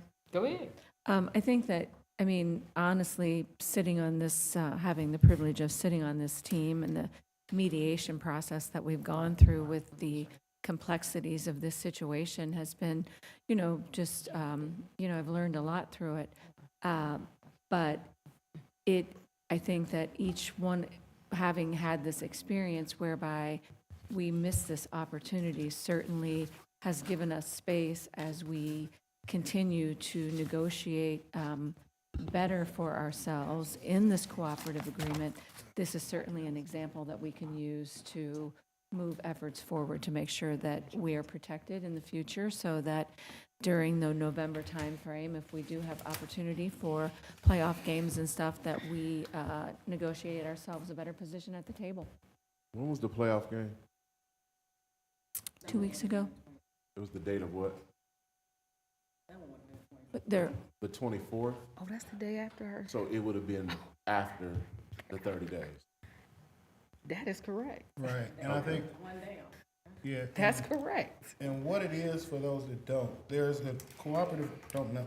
The cooperative agreement is what governed the relationship as it relates to that whole property with UD Arena, Welcome Stadium, and then our parking lot, and then their significantly smaller parking lot. But in that agreement, there was a piece where I think that's where a lot of the confusion lied, is that there's a list of UD historically recurring events and then DPS historically recurring events that they're supposed to have a preferential kind of thing for. So for us, it's football games, track meets, Edwin Moses, relays, OMEA band competition, things like that were put in when the cooperative agreement was placed years ago. And on UD side, it's basically was their men's and women's basketball, winter guard, graduation, yada, yada. What happens here is that because the playoffs are something that does not get scheduled until the week or so before the game, it's hard to have that piece, and that's why in that old cooperative agreement, there was a section that read that UD agrees to pay DPS in any instance during OSHA football playoff season that DPS has to refuse hosting a game due to a previously scheduled men's basketball game by the requisite deadline at UD Arena. But that's where I think we're in that murky area too, because the game falls outside of that. And also, I don't think on our end, I would say we refused the game. I think there was a lot more, to your point, that kind of conversations went on.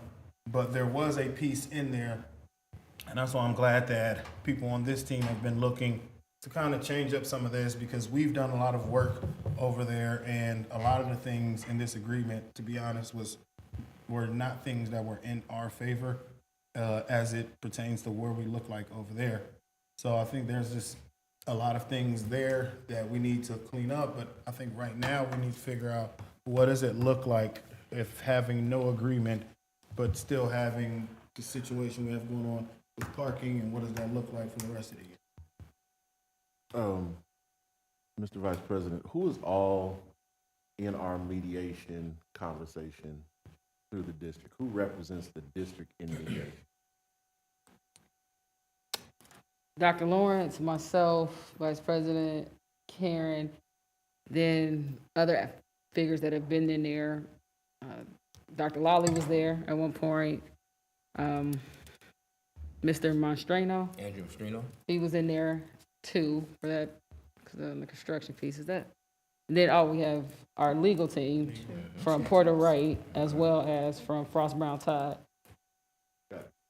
Yep, that's it. Thank you. All right, I mean, yeah, hopefully, I think they said December 20th, which, I mean, at this point, they're completely out of thing, and we just got to be able to close this deal. That's what it comes down to. And, yeah. All right, final thing on here are elementary principal moves. Principal or assistant principal?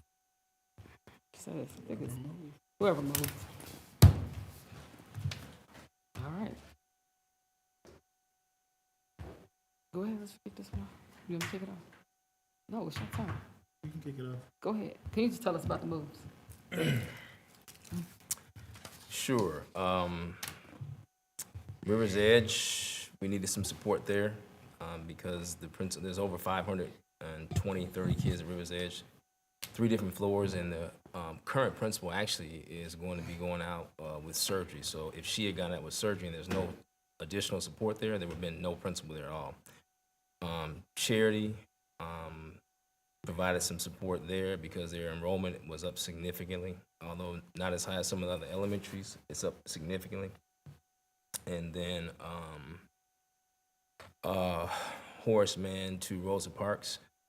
There's support there. The current principal is out with surgery. We are unsure when she's coming back. And we didn't have a preschool director at the time, and she was doing both jobs, so we needed to provide some support there. So for us, it's just a philosophy of stabilizing and finding support. And I think we've done that for now at this point in the year. I had a question moving forward, because the 3 that were moved were from our largest schools. Mm-hmm. So my first question is more for board. Is this a voted thing or not a voted thing? Parliamentarian. I just assume you know all things. I mean, didn't we already?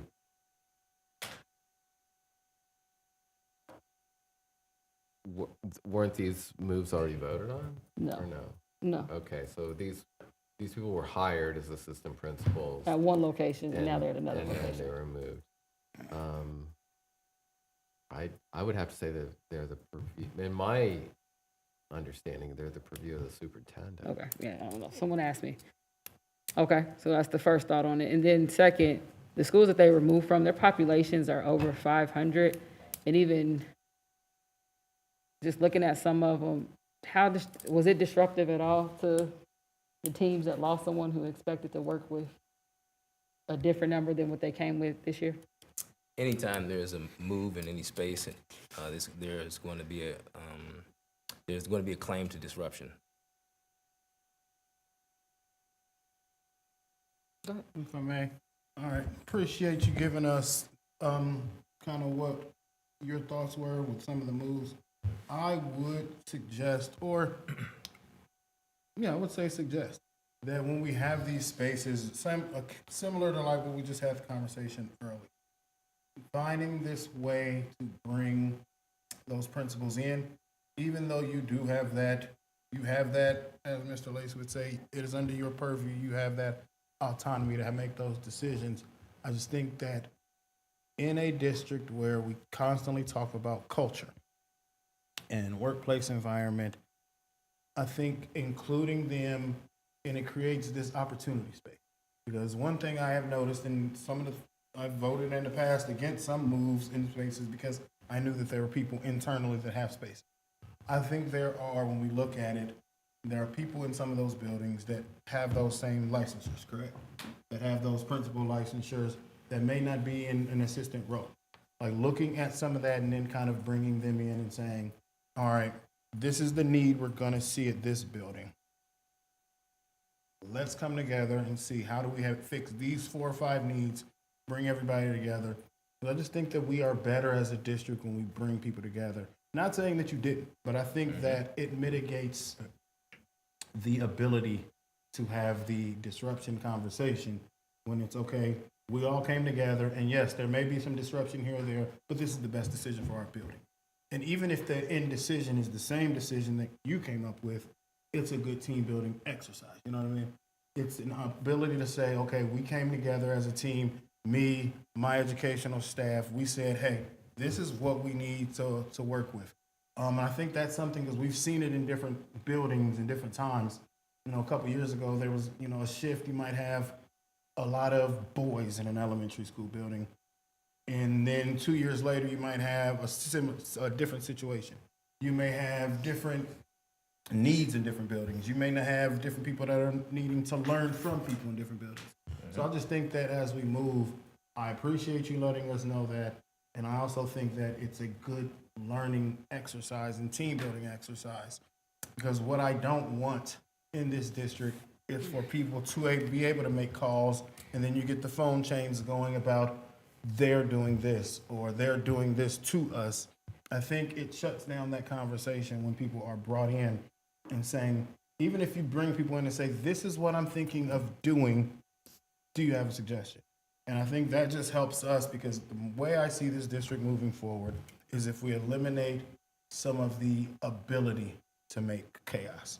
And I think that ability is when people just feel like they feel like they don't know, or they feel like they don't have a say, even if they do not have a say. The ability to give your input.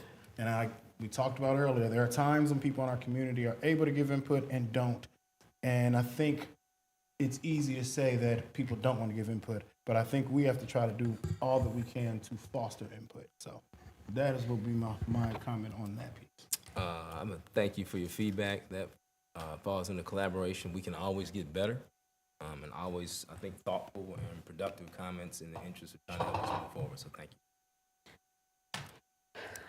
I'm gonna echo that too with if being consistent too on why people are being moved. Like, I think from what I've heard from our individuals that there were a variety of reasons, when I don't actually know what the leading or the strongest point was for these moves. Yeah, because initially, I heard it was an equity thing, but this again is a display of equality. Then I heard it was a financial thing, but these positions have already been budgeted for the year. Then I heard it was a population thing.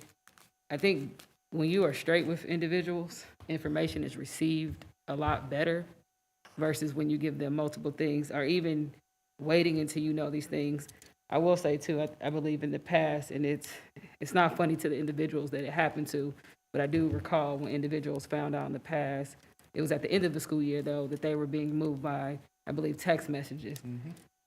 And that's disruptive for individuals. And it's disruptive in a way that is super disrespectful. You feel like this organization does not invest in me. I do understand too that whatever the actual leading reason was, it's because it's what the administration believes is best for the district.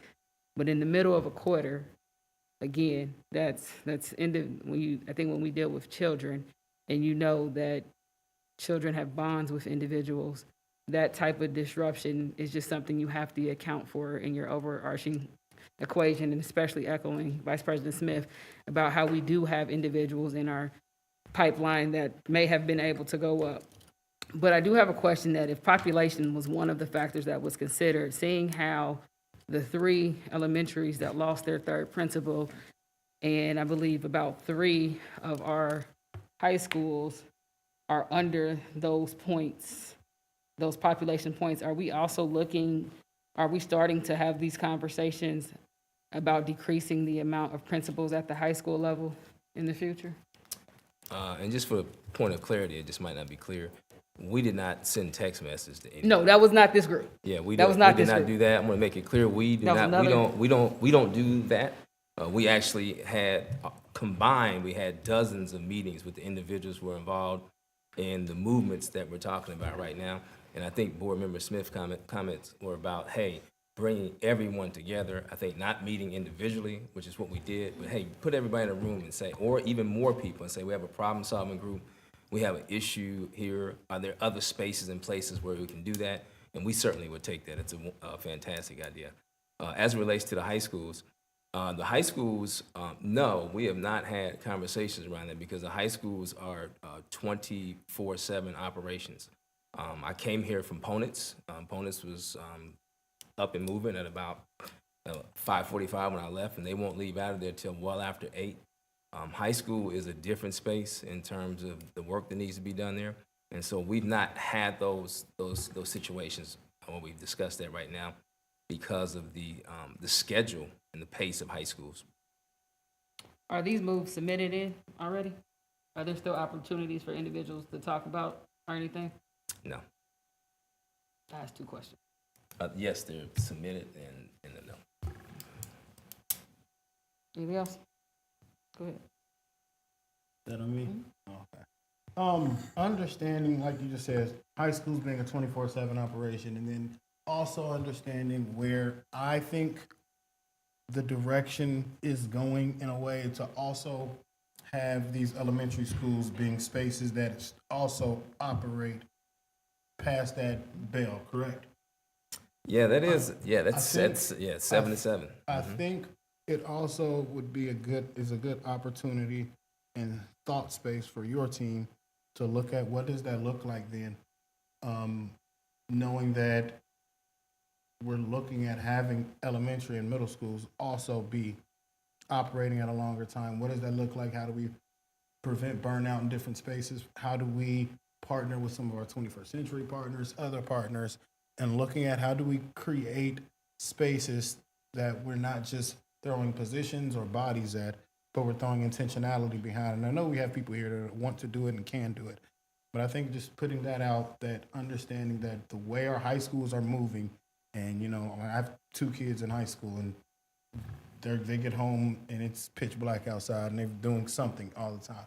But understanding that it also helps our elementary parents with trying to create that space that's helpful for them, knowing that what are we gonna do on that staffing level side. So I would just toss that on your side, but I definitely want to put that on your docket of things, because I think that's where we're going. We will catch that, Board Member Smith, and take it. I probably forgot one more thing as it relates to high school. We do want to have an elementary space that's open after school and it's vibrant. High school is also the weekends too. It's like Saturday and Sunday. It is relentless. They out there. So we've not had any conversations about coverage there just because of the sheer volume and the nature of it. And of course, I think I'm partial to having done it. All right, anything else? Anybody? Motion to adjourn? Is there a second? Second. Moved and second. Any questions? Seeing none? Can we have a roll call? That is me. I gotta go down to right here, adjournment. It's been moved and seconded. It has. Who moved it? Somebody on the board? Come on, I didn't I know. seconded. He seconded. Somebody over there moved it. Yeah, Sampson, Joe Lacy. Okay. President Goodwin? Yes. Mr. Smith? Yes. Mr. Sampson? Yes. Ms. Wick? Yes. Pick is not here. Ms. Reiner? Yes. Mr. Lacy? Yes. 6 yeses. Adjourn. Now I gotta sign this. I gotta sign this. You do? Do I sign it, put my own name? Do I sign it, you would put it in? You gotta put the time. Yes. I gotta put the time. Yeah.